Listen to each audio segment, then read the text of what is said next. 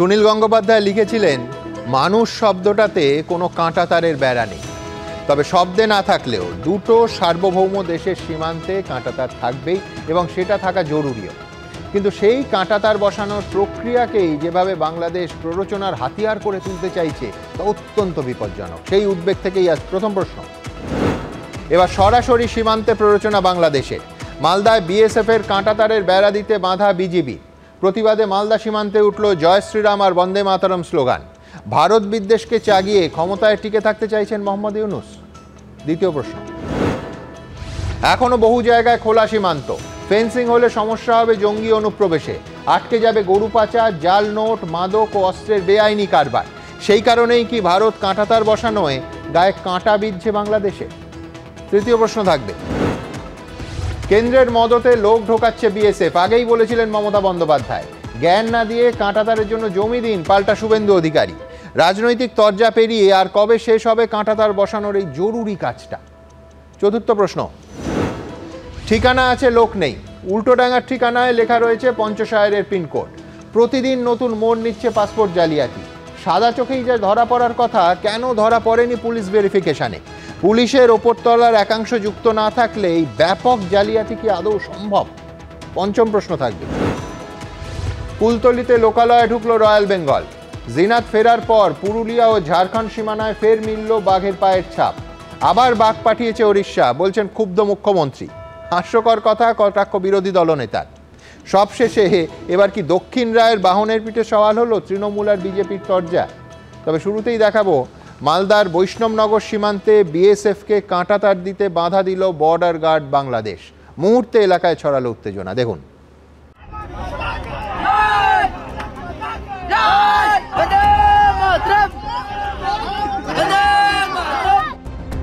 লাগাতার যুদ্ধজিগিরের মধ্যেই আরও বেপরোয়া বাংলাদেশ।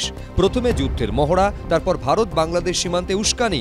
এবার মালদার বৈষ্ণবনগরে সীমান্তে বিএসএফকে কাঁটাতার দিতেও বাধা দেওয়ার অভিযোগ উঠল বর্ডার গার্ড বাংলাদেশ বা বিজিবির বিরুদ্ধে।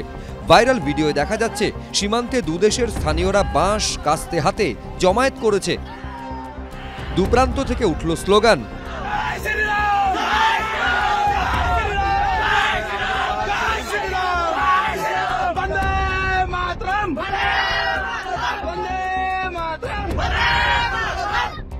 বৈষ্ণবনগরের সুখদেবপুরে ভারত বাংলাদেশ সীমান্তের এই 100 মিটার এলাকায় বিএসএফের তরফে কাঁটাতার দেওয়ার কাজ শুরু হয়। অভিযোগ, তাতে বাধা দেয় বাংলাদেশের সীমান্তরক্ষী বাহিনী।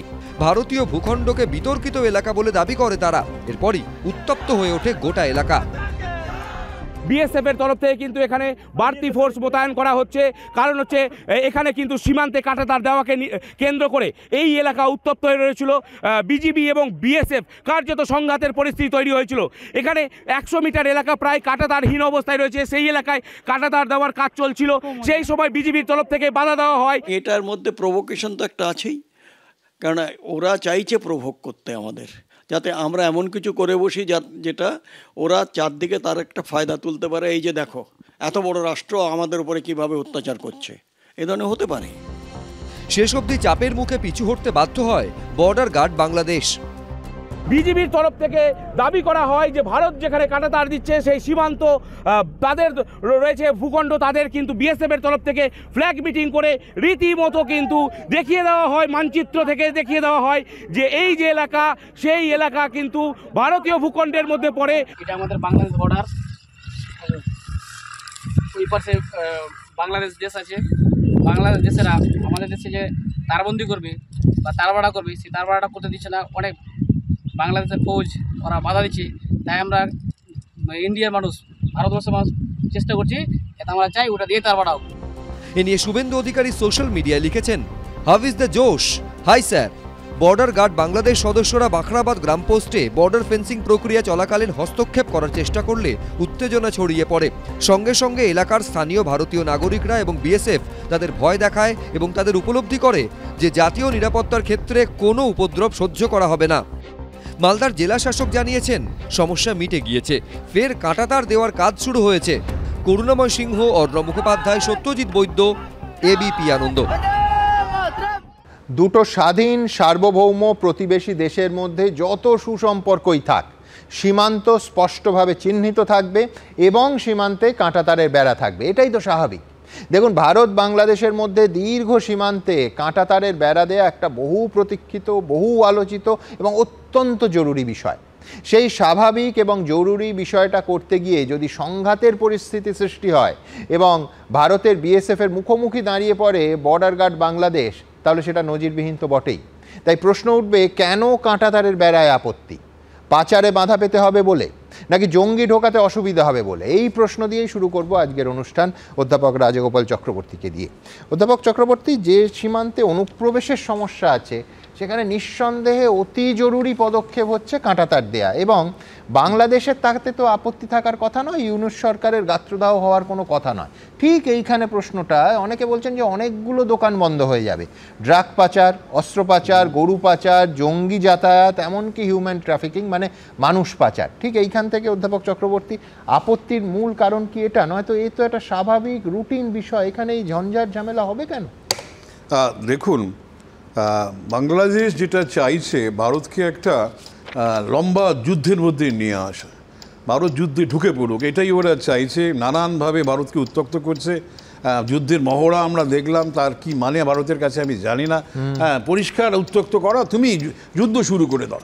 এরপরেই দেখা গেল যে ওরা আজকের শুধু একটা জায়গায় হলে আমি বুঝতাম যে কোনো একটা লোকাল ডিসপিউট রয়ে গেছে। বেশ কয়েকটা জায়গায় বর্ডারে আজকে দেখা যাচ্ছে যে ঝামেলা হয়েছে, অর্থাৎ ওদের যে বাংলাদেশ রাইফেলস, যেটা বর্ডার গার্ড নাম দিয়েছে, তাদের পরিষ্কার ডিরেকশনস আছে, তুমি ভারতের সঙ্গে যে কোনো কারণে এক অছিলায় একটা ঝগড়ার পরিবেশ তৈরি করো, যাতে করে ভারত গুলি চালায়, যুদ্ধ শুরু হয়।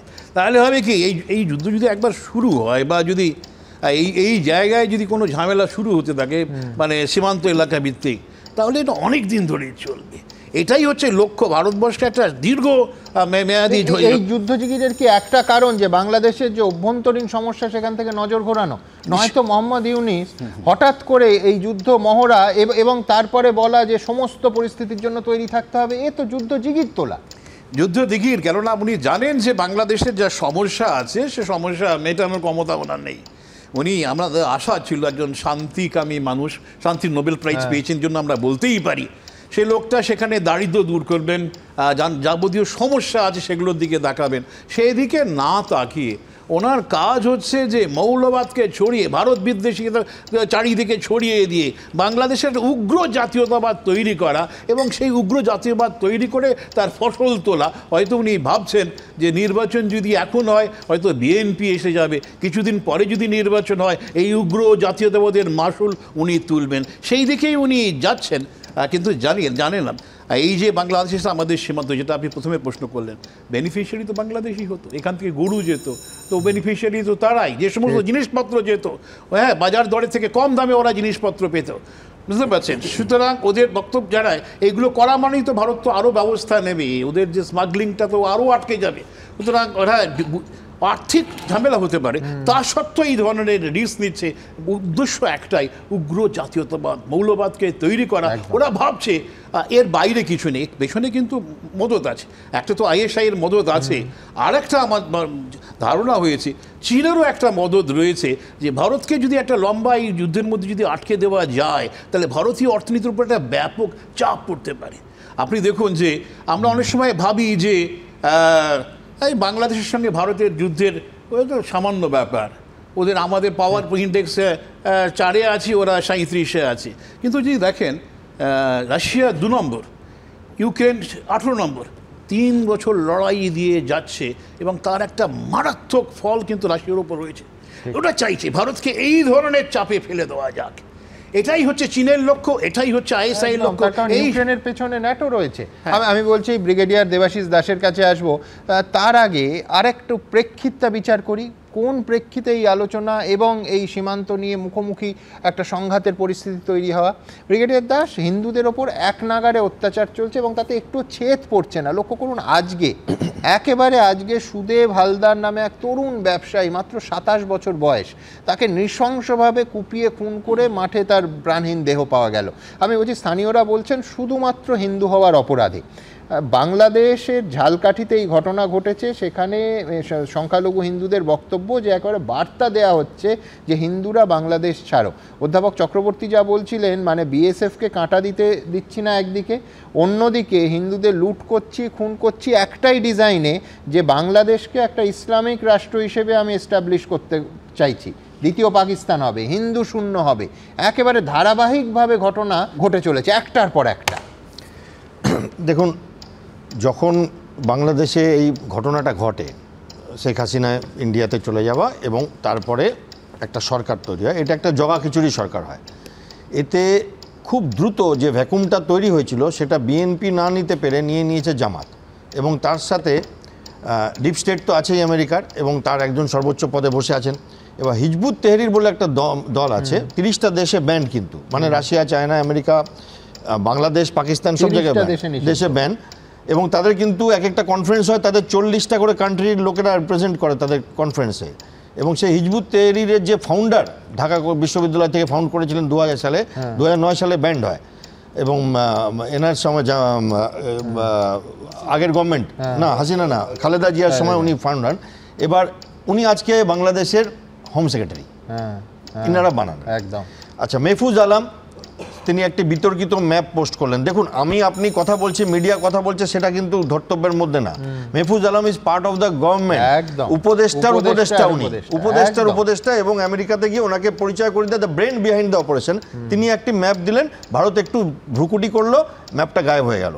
তো এই যে ব্যাপারটা হচ্ছে, বাংলাদেশে এখন মৌলবাদদের, ওনার সাথে মিলিয়ে আমি কথাটা বলছি যে মৌলবাদদের বাড়বাড়ন্ত এবং পলিটিক্যাল পরিসরটা কমছে। আপনি যদি একটু নজর করেন, একদিকে বিএনপি নির্বাচন চাইছে, আবার জামাত নির্বাচন চাইছে। আপনি যদি নজর করেন, বিএনপি কিন্তু প্রথম যেমন আপনাকেও অ্যাটাক করছিল, এই করছিল, এখন বিএনপি এদের অ্যাটাক করছে একদম, রাইট? আচ্ছা, এইবার হচ্ছে এই কিছু অর্বাচীন ছাত্র আছে, তারা নিজেদের অ্যাটাক করছিল, এখন তারা ক্ষমা চেয়ে বেড়াচ্ছে, এবং লোকে একটা ধারণা করেছে যে শেখ হাসিনা ফিরে আসলে কি হবে।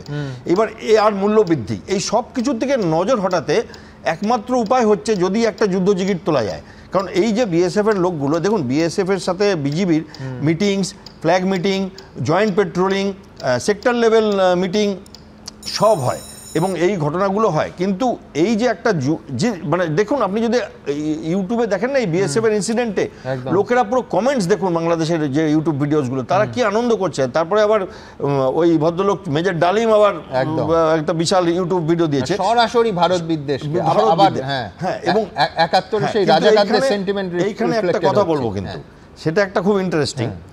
পাকিস্তান এসেছিল সাহায্য করতে, হঠাৎ কি হলো জানি না, কে কোথায় কলকাঠি নাড়লো, আফগানিস্তান পাকিস্তানে এমন যুদ্ধ লেগে গেল, এখন ওদের 3-4টে জায়গায় ফেসে গেছে ওরা। একটা হচ্ছে ওয়াখান করিডর, একটা হচ্ছে ডুরান লাইন, এদিকে ইরান হয়তো এবার শুরু করবে।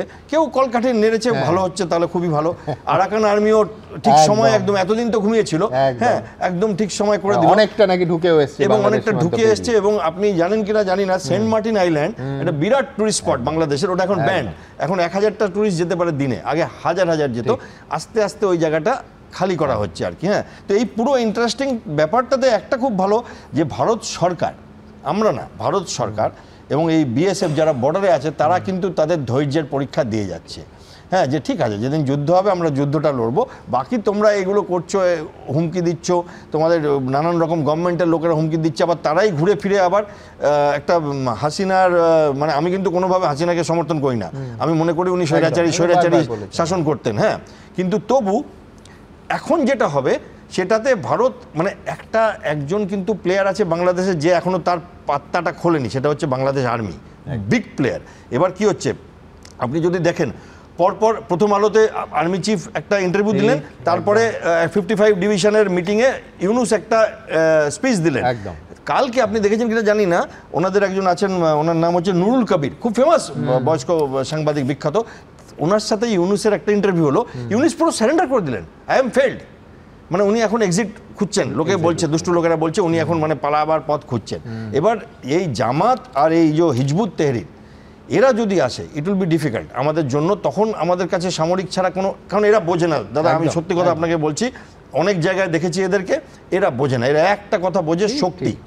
আর যদি আর্মি আসে বা যদি অন্য কোনো পলিটিক্যাল গভর্নমেন্ট আসে, নাশকতা এবং ভারত ঘৃণা, ভারতের প্রতি ঘৃণা, এইটাকে উস্কে দেওয়া। এবং যদি আর্মি আসে তাহলে আমাদের business will be as usual, কারণ এদের সাথে আমরা কাজ করেছি, আমরা they are patriots in their own way. তারা শক্তিটাকে সমীহ করে। আপনি দেখুন ইউটিউবে এত বড় ভারত ইন্ডিয়ান আর্মি এত কিছু আছে। আমি তো বলছি, মানে অনেকে না আমাকে রাস্তাঘাটে জিজ্ঞেস, বাংলাদেশ আর পাকিস্তান একসাথে যদি শুরু করে তাও কোনোদিন চিকেন নেক নিতে পারবে না, ওরা পুরো শক্তি লাগিয়ে দিলেও পারবে না, because it is our sensitive area, we have plans for that. হ্যাঁ, এবং সেইটাতে কি হচ্ছে যে এই যে বৃহৎ একটা আর্মিকে একটা সাধারণ টেরিস্টরা আমাদের পীড়া তো হবে, কিন্তু এই 4-5টা টেরিস্ট যখন আমরা জেএনকেতে অপারেট করতাম, average terrorist strength is to be 3500 LeT Al Qaeda সব মিলিয়ে। তারপরে আমি ওই দেশটা দিল্লিতেও দেখেছি, আপনাকে একবার বলেছিলাম, মিস্টার ডোভালও ছিলেন সেই সময়, ওই মাল্টি এজেন্সি সেন্টার হয়েছিল কাশ্মীর থেকে আমরা এসেছিলাম। তো 3500 টেরিস্টকে একটা পাকিস্তান রাষ্ট্র সাপোর্ট করছে, এবং Pakistan army is much bigger than Bangladesh army, ঠিক আছে? তাতেও কিছু হয়নি, আলটিমেটলি কিছুই হয়নি, আমাদের সময় নষ্ট হয়েছে, অর্থ নষ্ট হয়েছে। এখানে আরো সহজ হবে, মানে সোজা কথায় নো ম্যাচ। ঠিক এই জায়গা থেকে আমি একবার আবার সীমান্তের কথায় আসবো, যে ফেন্সিং যদি দেয়া হয়, সেটা যদি সুষ্ঠুভাবে দেয়া হয়, বাংলাদেশের অসুবিধাটা কোথায়? তার কারণ এই যে এতক্ষণ ধরে আমরা আলোচনাটা করলাম, একেবারে কোথাও একটা এই সরকারের সঙ্গে স্বার্থ সংঘাতের পরিস্থিতি তৈরি হচ্ছে। পাশাপাশি আবার বলছি, প্রেক্ষিতটা কি, যে আজই বাংলাদেশের ঝালকাঠিতে একজন হিন্দু ব্যবসায়ীকে, এক যুবককে মাত্র 27 বছর বয়সে নৃশংসভাবে খুন করা হলো। भारत माता की जय, भारत माता की जय, वंदे मातरम। মালদায় ভারত বাংলাদেশ সীমান্তে কাঁটাতার লাগাতে বাধা দেওয়ার অভিযোগ উঠল। কার্যত নজিরবিহীন ছবি উঠে এলো সীমান্ত থেকে, উঠল মুহুর্মুহু স্লোগান।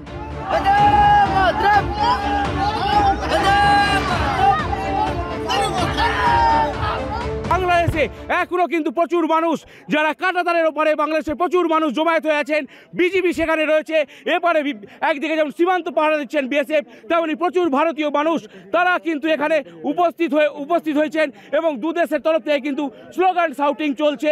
পরিস্থিতি এখনো উত্তপ্ত হয়ে রয়েছে এই এলাকায়। 3 দিন ধরে ফ্ল্যাগ মিটিং হয়েছিল বিএসএফ এবং বিডিআরের মধ্যে। বাংলাদেশরা বলছে যে আমরা তার ভাড়া করতে দেব না, কিন্তু ভারত চাইছে যে তার ভাড়াটা হোক। এই জন্যে কালকে দুদিক থেকে লোক এসেছিল। কিন্তু নানা মহলে প্রশ্ন উঠছে, সীমান্তে সর্বত্র কাঁটাতার হলে বাংলাদেশের আপত্তির কি আছে? বিশেষজ্ঞদের একাংশ বলছেন, সীমান্তের সর্বত্র ফেন্সিং হয়ে গেলে জঙ্গি অনুপ্রবেশের সমস্যা তৈরি হবে, গরু পাচারও আটকে যাবে, যা কখনো চায় না বাংলাদেশ। এর পাশাপাশি স্মাগলিং, জাল নোট ভারতে ঢোকানো, হিন্দুদের ওপর অত্যাচার করে এপারে পাঠিয়ে দেওয়া, ফেন্সিং হয়ে গেলে এসবেও বাংলাদেশের সমস্যা হবে। এটা আমাদের দুর্ভাগ্য যে আমাদের একটা মিত্র রাষ্ট্রকে নিজেদের কিভাবে একটা শত্রু রাষ্ট্র হিসেবে প্রমাণ করছে। এটা আমরা মানব না। যেটা আমাদের আইনের মধ্যে, সেটা যদি কেউ করতে আসে, তাহলে লোকাল যিনি কমান্ডিং অফিসার আছেন কিংবা senior officer, they should take appropriate action. এগুলো তো মেনে নেওয়া যায় না।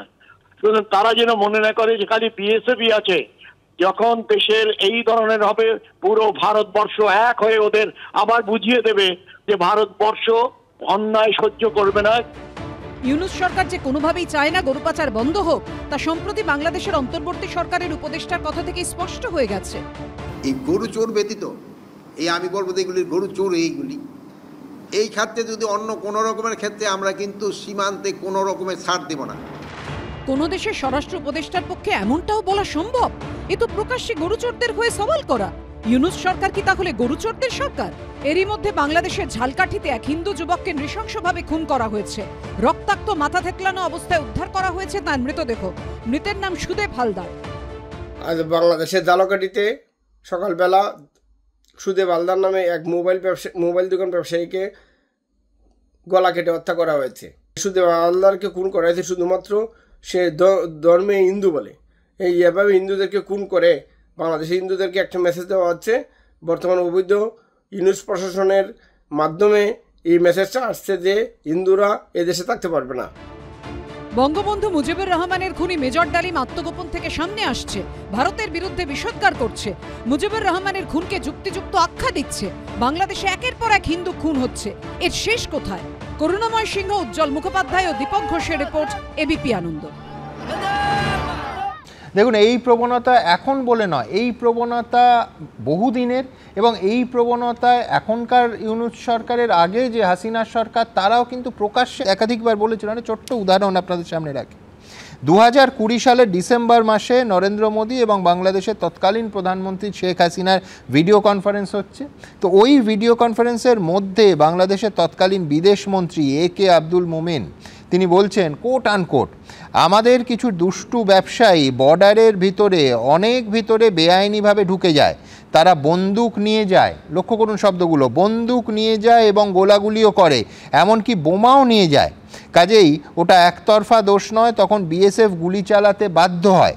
চোরাচালান বন্ধ করা গেলে সীমান্তের হত্যাকাণ্ডও বন্ধ হবে। অর্থাৎ এই উপলব্ধি, এই প্রবণতা, এই অপরাধ মনস্কতা, এটা এখনকার যেরকম আছে, এখন হয়তো নিঃসন্দেহে স্তরে বেড়েছে, অনেক বেশি সংখ্যায় হচ্ছে, অনেক বেশি রকম হচ্ছে। তার কারণ সরকারের প্রবণতা এখন স্পষ্ট নয়, কিন্তু এর আগে হাসিনা সরকারের সময় এই প্রবণতাটা কিন্তু ছিল। আমি রাহুল চক্রবর্তীর কাছে আসবো অন্য জায়গা থেকে। রাহুল, এক হচ্ছে যে কাঁটাতারের বেড়া ক্ষেত্রে জমির সমস্যা, বহুবার আমরা আলোচনা করছি যে জমি জট একটা মূল সমস্যা, বহু জায়গায় আটকে আছে। তৃণমূল আমলেও আছে, এর আগে বাম আমলেও জমি জটের ব্যাপার ছিল। অনুপ্রবেশের সমস্যা লাফিয়ে লাফিয়ে বাড়ছে, কিন্তু তৃণমূল সরকারের ক্ষমতায় থাকা প্রায় 14 বছর হতে চলল। অনুপ্রবেশ নিয়ে বিরোধী সময় থাকার মতো স্ট্যান্ড যদি তৃণমূলের থাকতো, অতটা উদ্যোগ থাকতো, তাহলে কিন্তু এখন সমস্যাটা যে জায়গায় আছে অনেক ক্ষেত্রে জমিজট কাটতো এবং কাঁটাতারের এই শেষ মুহূর্তে এইরকম একটা টালমাটাল পরিস্থিতিতে কাঁটাতার দেওয়া যেত না। অনেক জায়গায় কাঁটাতার ইতিমধ্যে দেওয়া হয়ে যেত, মানবে তুমি? দেখো, বাংলাদেশের সাথে আমাদের যেটা আমরা শেয়ার করি বর্ডার, সেটা বোধহয় 2200 কিলোমিটার, এরকম কিছু হবে আর কি। একদম, বাকি 4000 কিলোমিটার কিছুটা মেঘালয় আছে, আসাম আছে, ত্রিপুরা আছে। এর মধ্যে 600 কিলোমিটার বেশি বোধহয় নদীপথ আছে যেখানে কাঁটাতার দেওয়া সম্ভব নয়। তার শুধুমাত্র কাঁটাতার বেড়া আছে নেই বলে অনুপ্রবেশ ঘটছে, বাকি যেখানে এখানে কাঁটাতারের বেড়া আছে, মানে সুরক্ষিত আছে, যেমন আসাম, যেমন ত্রিপুরা, সেখানেও কিন্তু অনুপ্রবেশ ঘটছে। তো অনুপ্রবেশ ঘটছে, এর কারণ আসামে আমি দেখাবো, এখন বলে দিলে তরুণের প্রশ্নটা তোমায় দেয়া হয়ে যাবে। আসামে বহু জায়গায় কাঁটাতারের বেড়া নেই। তারপরে কিরম সুমন জানো, যে ত্রিপুরাও তাই, বিজেপি শাসিত ত্রিপুরা এবং আসাম এসটিএফ নাকি ভয়ঙ্কর তৎপরতার সাথে জঙ্গিদের ধরছে, যেটা বাংলাও করছে। অথচ কোকড়াঝড়ে জঙ্গি শিবির চলছে আসামের ভেতরে ঢুকে গিয়ে, মানে ভারতবর্ষের সীমান্ত পার করে গিয়ে। সেটা অদ্ভুত, মানে আমার কাছে উত্তর নেই। দেখো, এত যে আমরা কথা বলি, এখানে ব্রিগেডিয়ার দাস ছিলেন, আমরা বললাম বিশ্বনাথ দাস আছেন, বারবার বলো, তুমি প্রশ্ন করো যে এই যে নির্যাতন হচ্ছে, সংখ্যালঘুদের উপর অত্যাচার হচ্ছে, ব্যাপার সমস্যা সবার, আমাদের সর্বত্র ভারতবর্ষের, আমার যেমন তোমার যেমন সবার ক্ষেত্রে সমান।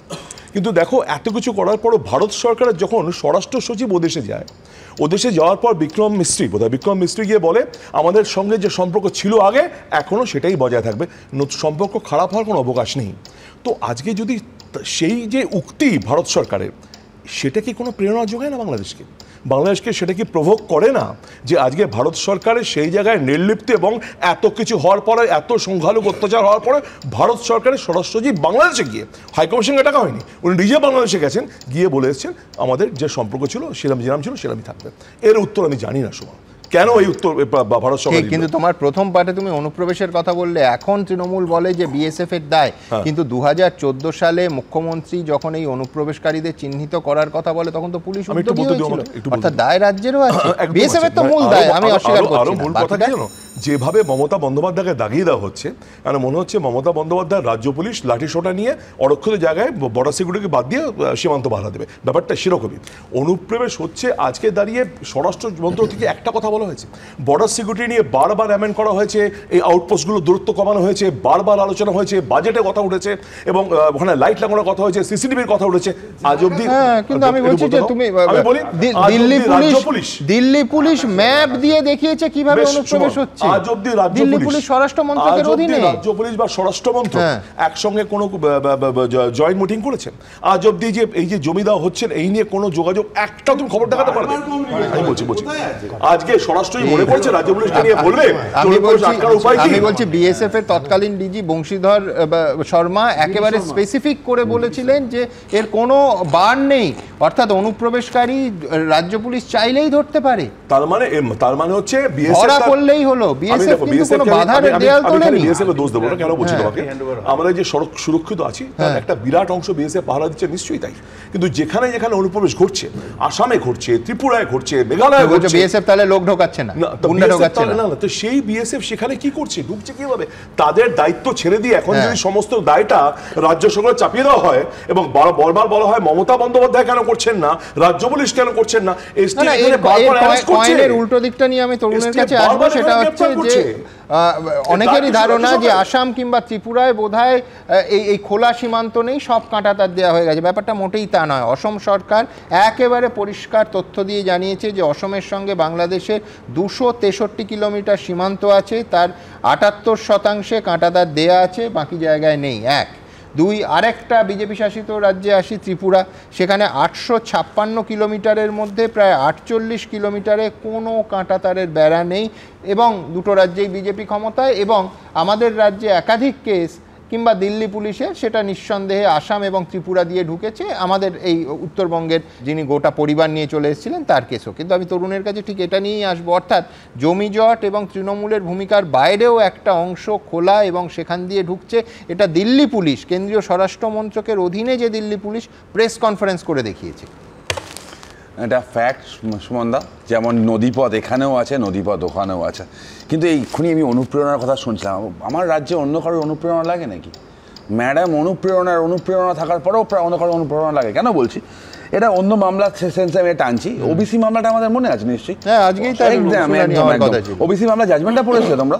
জাজমেন্টে প্যারাগ্রাফ নাম্বার 270-তে হাইকোর্ট কি বলছে আমি একটু পড়ছি, একটু টাইম লাগবে আমার। হ্যাঁ, লেখা আছে, the unusually high number of applications received from the said period, the speed, process, manner, procedure of recommendation and the mechanical inclusion of the said classes comprising 99% of Muslim leave serious doubt as regard to their bona fide. Next line is important. They seem to bear an uncanny and illegal nexus with the political announcement by the Chief Minister of the state before impending state election for the year 2021. মানে রাজ্যের মুখ্যমন্ত্রীর uncanny একটা political গোল ছিল তার পিছনে। এবার কেন বলছি আমি এটা? এই অনুপ্রবেশ যেগুলো ঘটছে, অনুপ্রবেশ করার পর বিএসএফ ধরছে, ধরার পর হ্যান্ড ওভার করছে পুলিশের কাছে, রাইট? কোর্টে তদন্ত চলছে, কোর্টে হিয়ারিং চলছে, হিয়ারিং চলার পর প্রেসিডেন্ট ইমিডিয়েট কী করা যায় জানো সম্বন্ধ? অ্যাজ পার ল তাদেরকে ডিপোর্ট করে দেওয়া যায়। করা হচ্ছে না। কি করা হচ্ছে? তাদের কার্ড তৈরি হয়ে যাচ্ছে। আমি একটা এক্সাম্পল বললাম, গরম গরম কার্ড হচ্ছে, কার্ড তৈরি হয়ে যাচ্ছে, তারা ওই কাগজগুলো দেখিয়ে বেল পেয়ে যাচ্ছে, বাইরে চলে আসছে।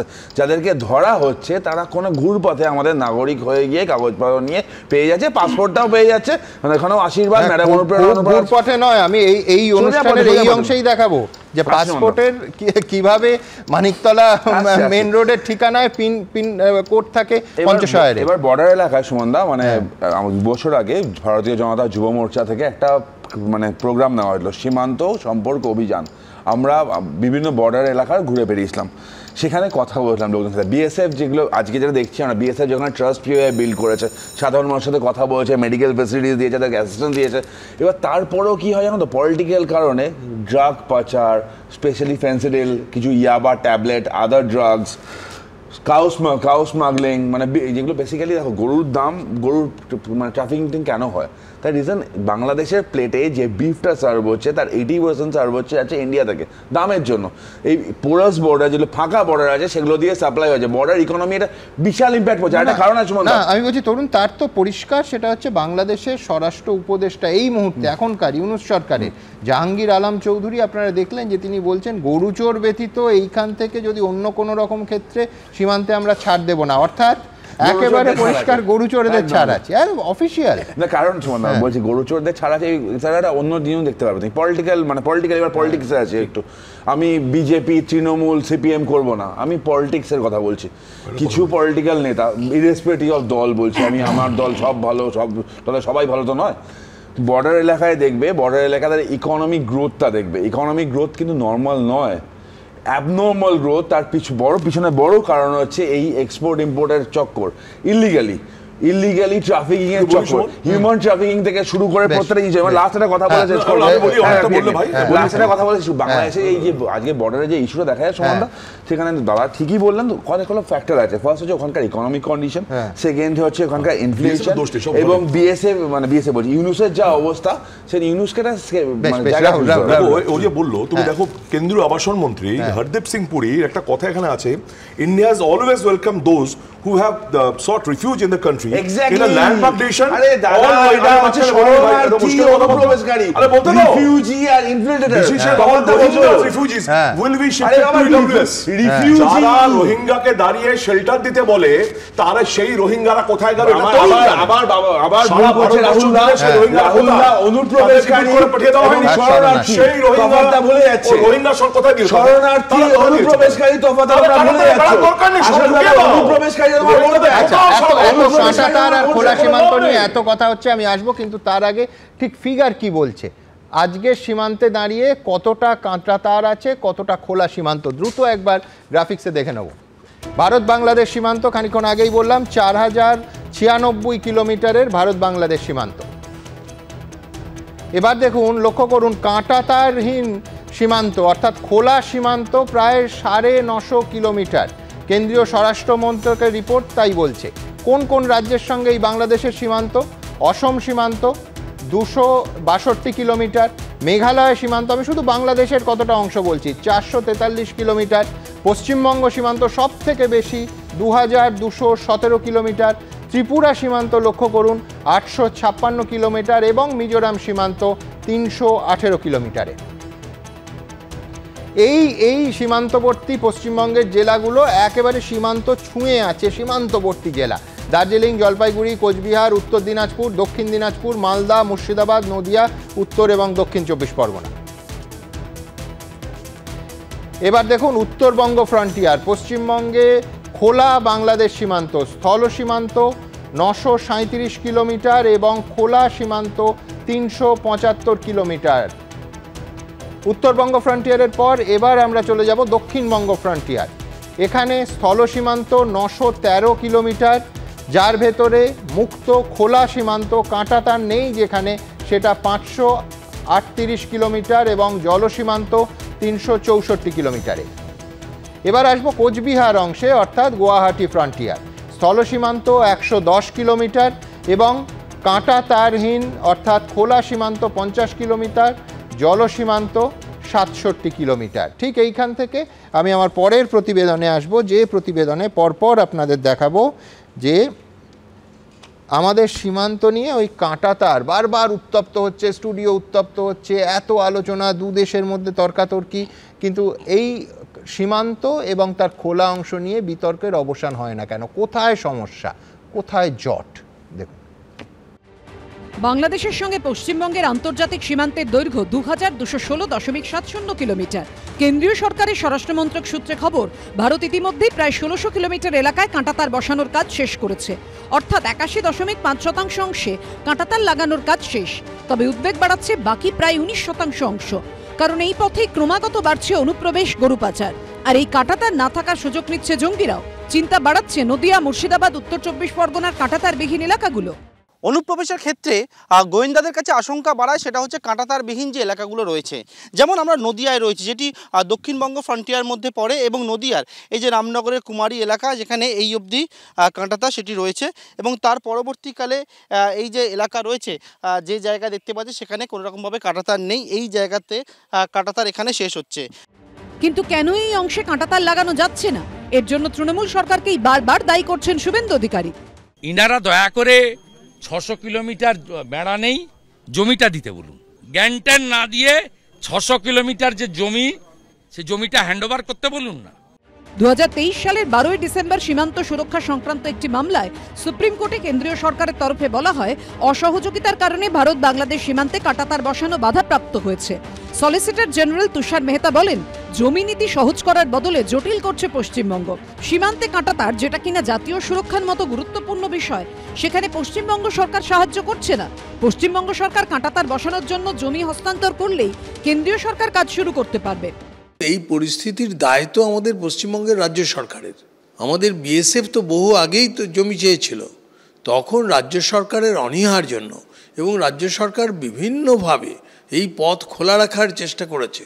কখনো গ্রামবাসীকে উৎসাহ দিয়ে লেলি দিয়েছে বিএসএফের বিরুদ্ধে। এই কাজগুলো যদি না করতো তাহলে আমাদের ওই গ্রামবাসীরা আজ মানে অরক্ষিত হতো না। কাঁটাতার বিষয়টা সম্পূর্ণ কেন্দ্রের বিষয়, এতদিন ধরে ফেলে রেখেছে সীমান্তটাকে। বিএসএফ এর দায়িত্ব সীমান্তটা সুরক্ষিত রাখা, পাহারা দেয়া।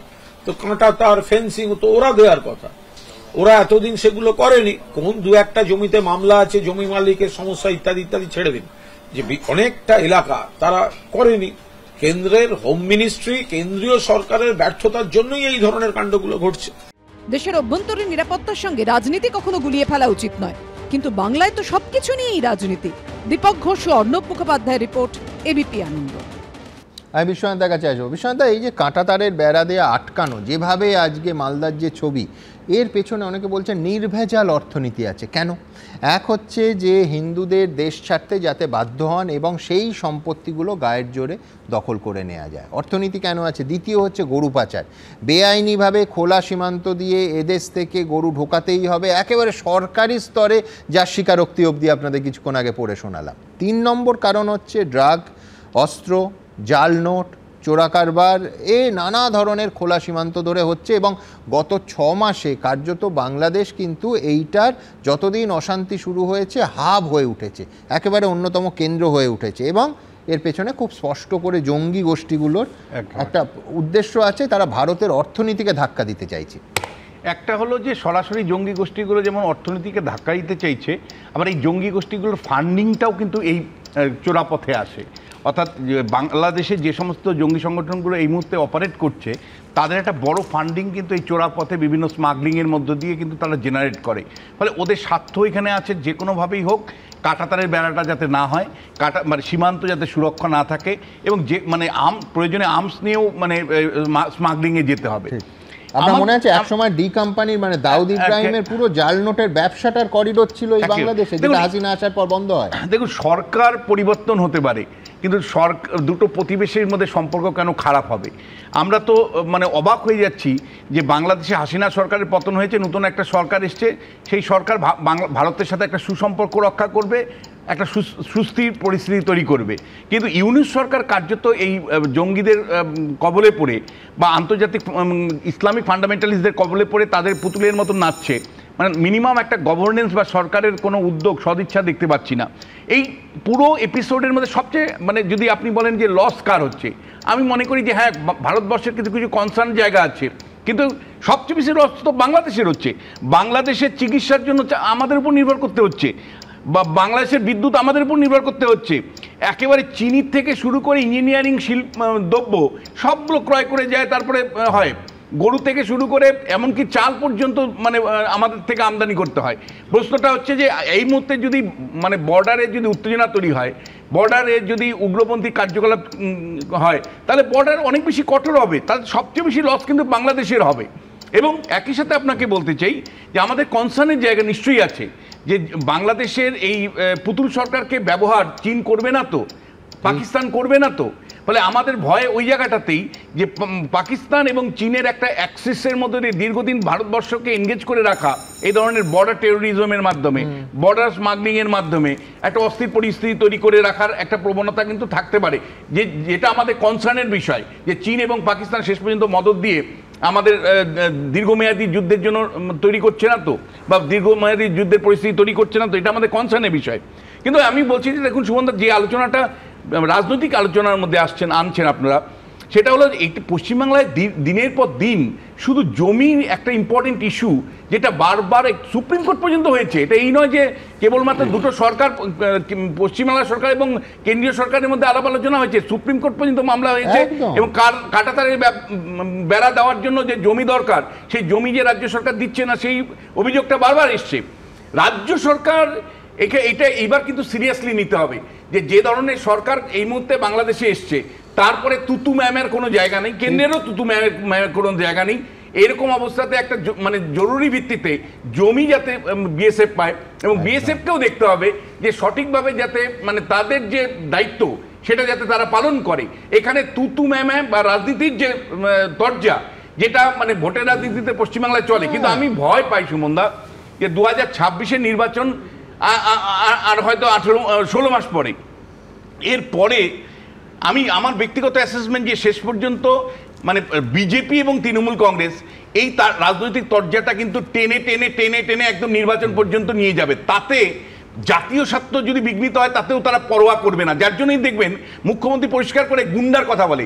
আপনি বলেন আজকের যে সিচুয়েশন তৈরি হয়েছে তাতে বলা যায় যে বর্ডার সিকিউরিটি ফোর্স গুন্ডা পাঠাচ্ছে, এই কথাটা বলা যায়। আমি এই প্রশ্নটা তুলতে চাই যে বর্ডার সিকিউরিটি ফোর্সের মতন মানে একটা ডিসিপ্লিন ফোর্সকে একজন কনস্টিটিউশনাল পোস্টে থাকা মুখ্যমন্ত্রী এই কথা বলতে পারেন? বারবার এই অভিযোগগুলো উঠছে। এবং আমি দ্রুত এই মুহূর্তে একটা আরো উদ্বেগের ছবি আমাদের হাতে এসে পৌঁছেছে। এটা হচ্ছে ত্রিপুরা বাংলাদেশ বর্ডার। খানিকক্ষণ আগে অ্যানিমেশনে ম্যাপে আপনাদের যেরকম দেখালাম, দেখতে পাচ্ছেন এই ছবি। এখানে বিএসএফ আক্রান্ত হচ্ছে, আই রিপিট, অত্যন্ত উদ্বেগের ছবি। বিএসএফ আক্রান্ত হচ্ছে বাংলাদেশিদের হাতে এবং তার অস্ত্র ছিনতাই করার চেষ্টা চলছে এই মুহূর্তে দেখতে পাচ্ছেন। বাংলাদেশের পাচারকারীদের ধরতে গিয়ে দিন দুপুরে বাংলাদেশিদের হামলার মুখে বিএসএফ, দেখতে পাচ্ছেন সেই ছবি। মঙ্গলবার ত্রিপুরার উনকোটি জেলায় মাগরুলি পঞ্চায়েত এলাকায় সীমান্ত পার করে বাংলাদেশের দিক থেকে পাচারকারীরা পালাচ্ছিল। বিএসএফ তাদের ধাওয়া করে এবং বিএসএফ সীমান্ত পেরোতেই বাংলাদেশের নাগরিকরা তাদের ওপর চড়াও হয়। একেবারে দুষ্কৃতি, আমি নাগরিক কেন বলবো, দুষ্কৃতি হামলা বলা যায়। একেবারে বিএসএফের ওপর এই হামলা চালায়, তাদের হাতিয়ার ছিনিয়ে নেওয়ার চেষ্টা করে। দেখতে পাচ্ছেন অস্ত্র কাড়ার চেষ্টা হচ্ছে। এরপরে বিএসএফ জওয়ানরা সেখানে অন্য আরেকটা ফোর্স পৌঁছে কোনো রকমের পরিস্থিতি সামাল দেয় এবং পাচারকারীদের কাউকে অবশ্য ধরা যায়নি। মারাত্মক ছবি। ত্রিপুরার প্রতিনিধি প্রসেনজিৎ সাহা আমার সহকর্মী আমার সঙ্গে রয়েছে। প্রসেনজিৎ, একটু ঘটনাটা শুনতে চাইবো। আমরা ছবি দেখতে পাচ্ছি এই মুহূর্তে। সুমনদা, গতকাল ঘটনাটি ঘটে কৈলাসহর অর্থাৎ ত্রিপুরার ঊনকোটি জেলার কৈলাসহরের মাগুরুলি গ্রাম পঞ্চায়েতের অন্তর্গত সীমান্তে, এবং সেখানে যেটা জানা গেছে দুজন বিএসএফ জওয়ান সীমান্তে টহলদারি অবস্থায় ছিলেন এবং সেই সময় বাংলাদেশের পাচারকারীরা বিড়ি নিয়ে বাংলাদেশে পৌঁছচ্ছিল এবং সেই সময় তাদেরকে আটক করার চেষ্টা করে বিএসএফ জওয়ানরা এবং উল্টো চ্যালেঞ্জ জানায় বিএসএফ জওয়ানদের এবং তারা সীমান্তে কাঁটাতার টপকে বাংলাদেশের দিকে যেতে শুরু করে এবং তাদেরকে ধাওয়া করতে শুরু করে বিএসএফ এর দুই জওয়ান। এবং উল্টো যখন বিএসএফ এর জওয়ানরা সীমান্তের কাঁটাতারের ওপারে যায় তখন বাংলাদেশের বেশ কয়েকজন এসে সেই দুই জওয়ানকে আটকে ফেলে এবং তাদেরকে তাদের হাতিয়ার ছিনতাই করার চেষ্টা করে এবং তাদেরকে ধারালো অস্ত্র দিয়ে আঘাত করার চেষ্টা করে। যদিও বিএসএফ এর বক্তব্য যে বিজেপির এক প্রতিনিধি ছিলেন সেখানে, তিনি সহযোগিতা করেছে বিএসএফ জওয়ানদের এবং সেই সময় বাংলাদেশি দুষ্কৃতীরা অর্থাৎ যে পাচারকারীরা তারা কিছুটা পিছু হাঁটে এবং তারপর যখন অন্যান্য বিএসএফ জওয়ানরা ঘটনাস্থলে পৌঁছে যায় এবং আগ্নেয়াস্ত্র তাদের সঙ্গে ছিল, সেই ভয়ে পালিয়ে যায় পাচারকারীরা। বিএসএফ এর আধিকারিকদের সঙ্গে কথা বলার পর তারা জানাচ্ছেন যে আপনারা শুধুমাত্র একটি ভিডিও এটা দেখতে পেয়েছেন, এটা আমাদের এখন প্রায় নিয়মিত ঘটনা ঘটছে, প্রায় প্রত্যেকটা সীমান্তে এই ধরনের ঘটনা ঘটছে এবং যে ঘটনাটা হচ্ছে সবচেয়ে উদ্বেগজনক। সুমনদা, ধন্যবাদ। আমি বলছি একটু আগে আপনাদের বলছিলাম না যে কেন ফেন্সিং চায় না, এই কারণে ফেন্সিং চায় না, একেবারে পরিষ্কার। আপনি সলিলদা দীর্ঘদিন আর্ম ফোর্সে ছিলেন, কি বলবেন এই ছবি দেখে? মারাত্মক। দেখো, BSF, hats off to BSF, যেভাবে ওরা রেস্ট্রেন করেছে নিজেদের, নাহলে this is a fit case to exercise right of private defence. Gun snatch করছে সুমন, একদম গান অ্যাটেম্প টু স্ন্যাচিং গান। আমি এটা বলবো, এটা এক্সট্রিম পয়েন্টে গিয়েছে। It has crossed all limit. They should have exercised their right of private defense right now. নাহলে কিন্তু দিনের পর দিন এটা চলবে। আজকে বর্ডার সিকিউরিটি ফোর্সের কাছ থেকে আমরা এটা এতটা এক্সপেক্ট করি না। এখন this is a fit case to exercise right. বারবার I repeat, they should exercise the right of private defense। 1 number. 2 number, তুমি বলছো যে এরা এই ফেন্সিং দিচ্ছে না, কারণ হচ্ছে তোমার ভাত যদি চলে যায়, পেটে লাথি যদি তুমি মারো, এটা ওদের অর্থনীতি। তুমি অত ভদ্রভাবে বলছো অর্থনীতি, দিনের পর দিন এই চোরাই কারবার থেকে পুষ্ট হচ্ছে একদম। তো কারণ তুমি ইনফিল্ট্রেশন, জঙ্গি ঢুকিয়ে দেওয়া, যেটাকে তোমার কেউ বলে গুন্ডা ঢুকিয়ে দেওয়া, কেউ বলেন যে কিছু যদি খারাপ 2-3টে লোক ঢুকে যায় বিএসএফ এর দোষ। দেশের স্বার্থ দেখে না, স্টেটের স্বার্থ দেখে না, প্রদেশের স্বার্থ দেখে না, ফেক কারেন্সি ঢুকিয়ে দিচ্ছে। আর্মস অ্যামিউনিশন ঢুকিয়ে দিচ্ছে, স্টোলেন মোটরসাইকেল যেটা ওয়েস্ট বেঙ্গল থেকে চুরি হয় সেটা এখানে রিসিভার আছে, এবং তার ফলে এদের জীবন জীবিকা সমস্ত কিছু নির্ভর করে এদের উপরে। সুতরাং এরা কোনো মতে at any cost, at any level ওরা কখনো ফেন্সিংকে এন্ডোর্স করে না, করবে না, কোনোদিন করবে না। আর মোহাম্মদ ইউনুসের কথা বলছো তুমি, হিজবুত তাহরির সেই যে মেইন যে পারপিট্রেটর, তাকে নিয়ে গিয়ে আমেরিকায় পরিচয় করাচ্ছে। হি is the main brain child, যার মেটিকুলাস ব্রেন থেকে দিস হ্যাজ হ্যাপেন। হাসিনাকে আমরা তাড়াতে পেরেছি, গর্ব করে বলছে। আজকে তুমি বলো এই একটা অবৈধ সরকার দিনের পর দিন জঙ্গিবাদী, উগ্রবাদী, মৌলবাদী যেরম ভাবে করছে, আর কিছু না।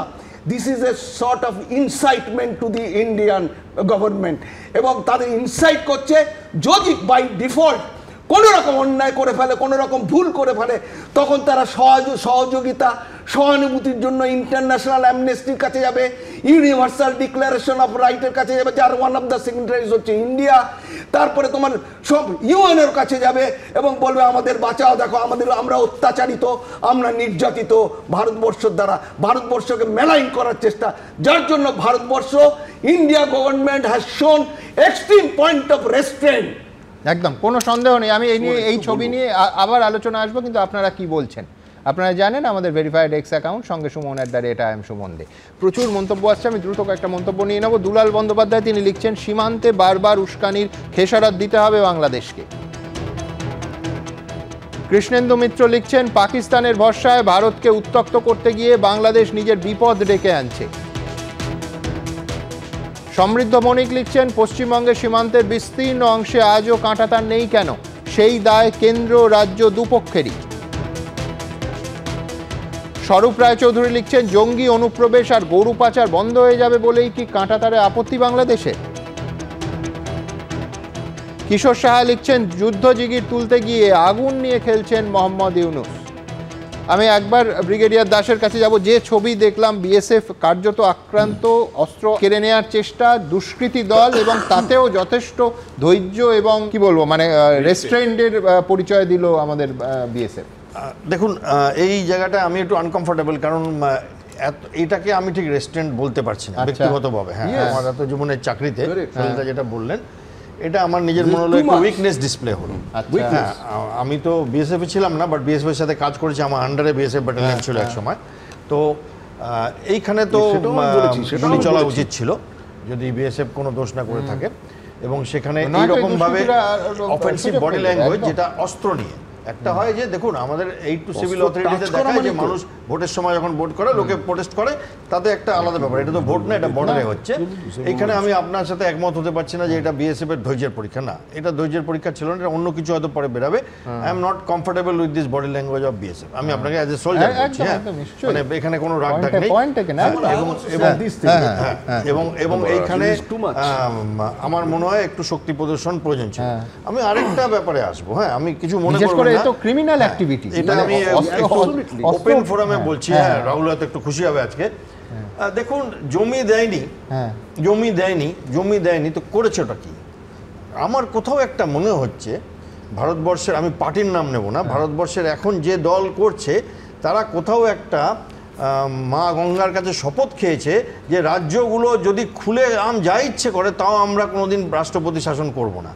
35 বার কংগ্রেস রাষ্ট্রপতি শাসন করেছে, আমাদের এখানে কোনো রকম কথাও হয় না। জমি দেয়নি তো why didn't to go to the court, why didn't to enforce জমি দিতে হবে, না হলে গভর্নমেন্ট ছাড়তে হবে, এগুলো পসিবল।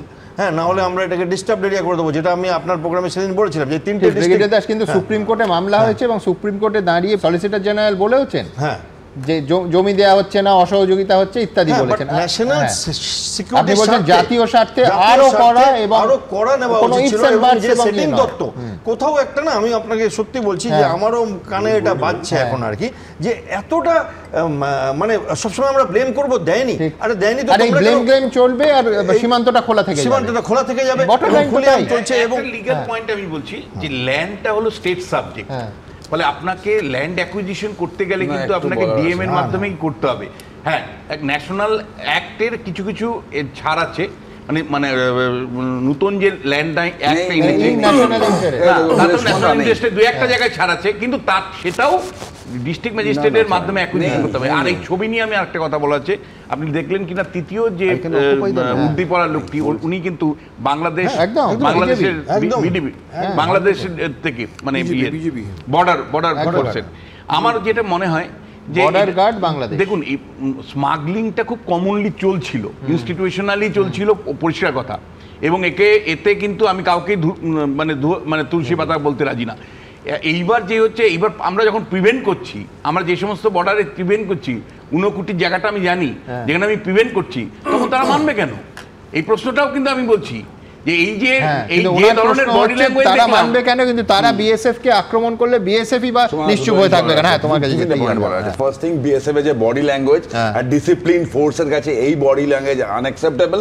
আমার দৃঢ় বিশ্বাস এর কাছে ডিসিপ্লিনারি প্রসিডিং হবে, যেটা পরে দেখা যাবে। সেকেন্ড, যে কথাগুলো স্যার বলছিলেন এক্ষুনি, যে 356 কেন করা হচ্ছে না, তো করা হতো। মিসেস গান্ধী যে 356 যে মানে রায়তা ছড়িয়েছেন পুরো দেশে, তার ফলে এসছে SR Bombay case. SR Bombay case কোথায় কোথায় আটকানো যায় সেগুলো অপশন আছে, চাইলেই করে দেওয়া যায়, মুড়ি নয়। এটা থার্ড পয়েন্ট, ল্যান্ড। এই ল্যান্ডের একটা ছোট এক্সাম্পল দিতে পারে, ল্যান্ডটা বোঝাচ্ছি। ফার্স্ট থিং আমাদের জেনে রাখা উচিত, ল্যান্ড অ্যাকুইজিশন 2013 অ্যাক্ট পশ্চিমবঙ্গে অ্যাপ্লিকেবল নয়। ফার্স্ট। সেকেন্ড জিনিস, এটা আমাদের সরকার করেনি, সেখানে একটা রোডের কথা বলছি। তোমরা সবাই কার্শিয়াং গেছো, কার্শিয়াং আলাগড় যে রোডটা, ওটা স্ট্র্যাটেজিক্যালি খুব ইম্পর্টেন্ট। ইন্ডিয়ার ট্যাঙ্ক মুভমেন্টের জন্য চায়না বর্ডারে কনফ্লিক্ট থাকে, সেখানে ইন্ডিয়ান আর্মি 2009 কি 10 সালে বামফ্রন্ট সরকার তখন রোড বানানোর জন্য ল্যান্ড অ্যাকুইজিশন করে উঠলো। ইনিশিয়াল হিসাব করলো সরকার হিসাব করে বললো 2 কোটি টাকা লাগবে কম্পেনসেশন, 2 কোটি টাকা পেমেন্ট করলো। ল্যান্ড অ্যাকুইজিশন হলো না, এই সরকার আসলো, ল্যান্ড অ্যাকুইজিশন করলো না। স্ট্র্যাটেজিক্যালি ইম্পর্টেন্ট ছিল, যখন ডোকালাম কনফ্লিক্ট চলছিল তখন আর্মি রাস্তা তৈরি করা শুরু করলো। ডিআরও মানে আরসিসি রোড কনস্ট্রাকশন কোম্পানি রাস্তা তৈরি করা শুরু করলো। ওই সময় এই সরকার আটকালো, তারা কোর্টে আসলো, কোর্ট থেকে বললো যেহেতু 2013 অ্যাক্ট অ্যাপ্লিকেবল না, ইউ ক্যানট ডু দ্যাট। সরকার অপশন কি নিজে শুনবে? হাসবে। সরকার বলেছে না, জমি তোমরা ডাইরেক্ট কেন, জমি তোমার ভাবো একটা সেন্ট্রাল এজেন্সি মানে আমি কিছুদিন আগে তো কেন্দ্রীয় স্বরাষ্ট্রমন্ত্রী এলেন, কেন মুখ্যমন্ত্রীর সঙ্গে সরাসরি কথা বলছেন না? এটা ব্লেম গেমের ব্যাপার নয়। 2026 ইলেকশনের কথা হচ্ছে না, 2026 ইলেকশন হয়তো পশ্চিমবঙ্গের বাঙালি হিন্দুদের ভোটাধিকার মানে প্রয়োগ করার লাস্ট ইলেকশন। কেন বলছি? কলকাতা, নর্থ 24 পরগনা, সাউথ 24 পরগনা, মালদা, মুর্শিদাবাদ, সেইটা হতে দিচ্ছ কেন? হুগলি ডেমোগ্রাফি চেঞ্জ হচ্ছে। সলিলদা এত কথা বললেন তো, মানে একদম দেশাত্মবোধের কথা বললেন, একদম আমরা সবাই মানি। থাকবে না দেশাত্মবোধ?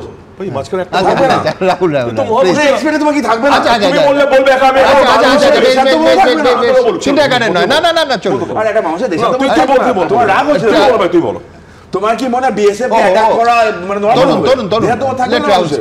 রাহুল প্লিজ প্লিজ সৌজন্য নেই কোনো, মাঝখানে পরে বলো না তোমার। আমার বক্তব্য হচ্ছে যে সলিলদার কথা একদম এক, লাউ কিন্তু আনবে তাকে। আজকে দাঁড়িয়ে সলিলদা যেভাবে যে গর্জনে কথাগুলো বলছিল, তুমি যেটা বললে স্বরাষ্ট্রমন্ত্রীর কানে কথাটা পৌঁছচ্ছে, প্রধানমন্ত্রীর কানে কথাটা পৌঁছচ্ছে, মুখ্যমন্ত্রীর কানে। আমি বলি মুখ্যমন্ত্রী তো দাঁড়িয়ে দেশের পররাষ্ট্রনীতির কথা বলতে পারবে না। আজকে প্রধানমন্ত্রী বা স্বরাষ্ট্রমন্ত্রী বাংলাদেশকে কি স্টেটমেন্ট আমরা জানতে চাই। দ্বিতীয়ত, প্রধানমন্ত্রী যে নিজের দেশের মণিপুর সলভ করতে পারে না, সে বাংলাদেশ সলভ করতে যাবে। আরে কোথা থেকে করবে?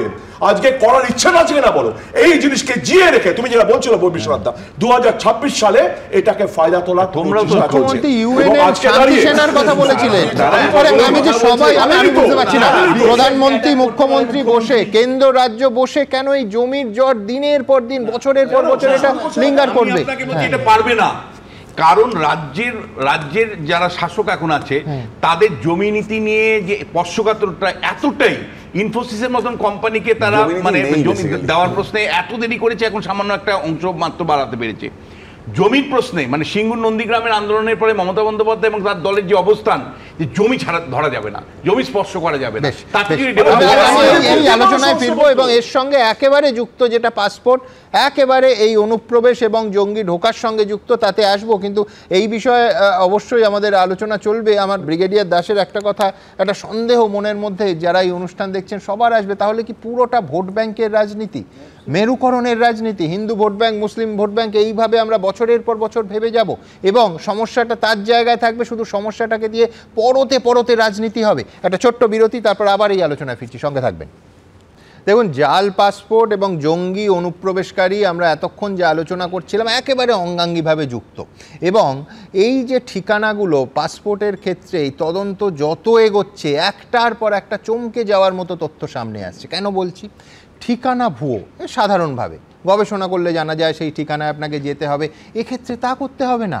তার কারণ উল্টোডাঙ্গার ঠিকানায় কখনো পঞ্চশহরের পিনকোড হয় না। কলকাতা শহর সম্পর্কে ন্যূনতম ধ্যান ধারণা যার আছে তিনি চোখ বন্ধ করে বলবেন যে এটা ভুয়ো। তার কারণ একাধিক ঠিকানায় একটা পঞ্চশহরের পিনকোড দেওয়া হয়েছে, এবং পুলিশ ভেরিফিকেশানে এটা পুলিশ অবশ্যই ফিজিক্যাল ভেরিফিকেশানে তারা গেছেন, এবং আমি বারবার দেখাবো খানিকক্ষণ পর যে গোড়া থেকে আমরা বলছি যে এর সঙ্গে পুলিশের একটা অংশ নিঃসন্দেহে যুক্ত। শুধুমাত্র ওই অস্থায়ী স্টাফ পোস্ট অফিসের তাকে গ্রেফতার করলে হবে না, তার কারণ ফিজিক্যাল ভেরিফিকেশান যিনি করেছেন তিনি তো যেতেও হবে না, নিশ্চয়ই গেছেন, গিয়েও এটা করেছেন মানে দুর্নীতিতে যুক্ত। আর তিনি তো দেখেই বুঝতে পারবেন যে উল্টোডাঙ্গার ঠিকানায় কখনো পঞ্চশহরের পিনকোড লাগতে পারে না। আমি প্রথমে এই প্রতিবেদনটা আপনাদের সামনে রাখবো, তারপর কি বলেছিলাম আমরা, কোথায় যাচ্ছে এই তদন্ত দেখাবো। দেখুন, ঠিকানা আছে কিন্তু লোক নেই, আবার যে পিনকোড আছে তা সেই ঠিকানার নয়।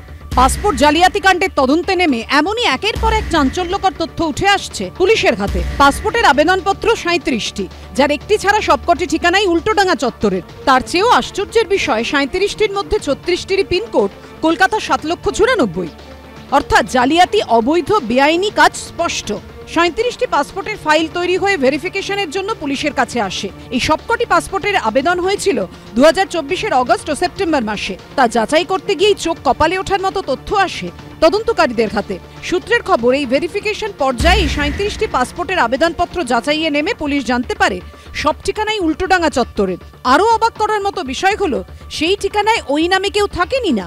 এই 37 জনের আবেদনপত্রে দেখানো হয়েছে 32 জন বটতলা থানা এলাকার বাসিন্দা, একজন কাশীপুর, মানিকতলার 2 জন, এমনকি যার বাড়ি উত্তর কলকাতার শ্যামপুকুর তার থানা এলাকা আবার আনন্দপুর। তবে ঠিকানা আলাদা হলেও অবাক করা বিষয় হলো 36 জন আবেদনকারীরই পিনকোড কলকাতা 7,94,000। এই অদ্ভুতুরে ঠিকানায় পৌঁছে গিয়েছিল এবিপি আনন্দ, 18 নম্বর উল্টোডাঙ্গা রোড, যার আসল পিনকোড 7,04,000। যদিও পাসপোর্টের আবেদনপত্রে সেই পিনকোড লেখা 7,94,000। 4 বদলে 94। পাসপোর্ট জালিতে সমস্ত যে ঠিকানাগুলো দেওয়া হয়েছে সেই সব ঠিকানার পিন নম্বর 7,94,000। আপনাদের এই যে ঠিকানাটা, এটা কত নম্বর, পুরো অ্যাড্রেসটা কি? এটা আছে 18 নম্বর উল্টাডাঙ্গা রোড, কলকাতা 4। এই নামে কেউ থাকে না? এই নামে কেউ থাকে না, এই দুটোই নামে কেউ থাকে না, কেউ থাকে না। আমি তো আমার জন্মকর্ম তো এখানেই, আমি চিনি। এর পরের গন্তব্য ছিল 16 নম্বর উল্টোডাঙ্গা রোড। এই ঠিকানায় 2 জন পাসপোর্টের আবেদন করেছিলেন, কিন্তু স্থানীয়রা এই নামে কাউকেই চেনেন না। আজ পর্যন্ত মানে আমার 65 ইয়ার্স ওল্ড, আমি জানি না যে এখানে কেউ থাকে, এই নামের কোনো লোক, এই টাইটেলের কোনো লোক নেই। 12 নম্বর উল্টোডাঙ্গা রোডেও পৌঁছই আমরা। এখানকার ঠিকানা দেখিয়ে 3 জন পাসপোর্টের আবেদন করেছিলেন। একজনের নামের পাশে লেখা ফোন নম্বরে ফোনও করেছিলাম আমরা। Please check the number you have dialled. আপনি যেই নম্বরটি ডায়াল করছেন সেটি বৈধ নয়। 14 নম্বর উল্টোডাঙ্গা রোডেও হদিশ মিলল না কারো। এটা ঠিকানা কত? 14 নম্বর উল্টোডাঙ্গা রোড। এখানে সিয়াদ আসে, যে দেখতে পাচ্ছি এখানকার বাসিন্দা বলে দেখাচ্ছে। কেউ আছে? জানি না আমরা, দেখেননি, শোনেন। কিন্তু প্রশ্ন হলো, এতজনের আবেদনের ঠিকানা আলাদা আলাদা, কিন্তু পিনকোড এক হলো কিভাবে? এখানেই তদন্তকারীরা জানতে পারেন এই কলকাতা 7,94,000 পিনকোডটি আসলে পঞ্চশহর পোস্ট অফিস চত্বরের, যার প্রাক্তন পোস্টম্যান দীপক মণ্ডলকে তদন্তে নেমে গ্রেফতার করেছিল পুলিশ। তদন্তকারীদের দাবি, নির্দিষ্ট বাড়ির ঠিকানায় নয়, জাল নথি দিয়ে তৈরি পাসপোর্ট আসত এই পঞ্চশহর পোস্ট অফিসে। প্রাক্তন পোস্টম্যান দীপক মণ্ডল সেগুলি সংগ্রহ করে নিতেন। অন্য কেউ থাকলেও পরিচয়ের সুবাদে আনিয়ে নিতেন দীপক। কোনো সন্দেহ হয়? সন্দেহ তো হয়েছে, ওকে বলেছি যে আগে এই দেশে এসে আমি দেবো না, ওরা আমার বন্ধুবান্ধব হিসাবে এটা দিয়েছি, হিসাবে দিয়েছি, আর কিছু না। এই নামে এই ঠিকানা দিয়ে আমি দেখ দীপক আমি দেবো না, এ করবো না। ওরা দেখ কয়েকটা মাত্র বিয়ে দিয়ে ওরা বিপদে পড়েছে, হ্যাঁ ঠিক আছে দিয়ে দাও, এই বলে বিপদ দিতে। পাসপোর্ট জানতে না, এগুলো জানতে। এদিকে এরই মধ্যে জাল বার্থ সার্টিফিকেট তৈরিতে জড়িত থাকার অভিযোগে হুগলির খানাকুল থেকে একজনকে গ্রেফতার করেছে পুলিশ। পার্থপ্রতিম ঘোষ, কমল কৃষ্ণ দে ও বাপন সাঁতরার রিপোর্ট, এবিপি আনন্দ। দেখুন, আমরা প্রথম দিন থেকে বলে এসেছি যে ওই পোস্ট অফিসের ক্যাজুয়াল স্টাফকে গ্রেফতার করে কিচ্ছু হবে না। পুলিশ অফিসারদের একটা অংশের প্রত্যক্ষ মদত ছাড়া এই জিনিস হতে পারে না। দিনের পর দিন বলেছি। 17ই ডিসেম্বর কি বলেছিলাম এই অনুষ্ঠানে দেখাবো।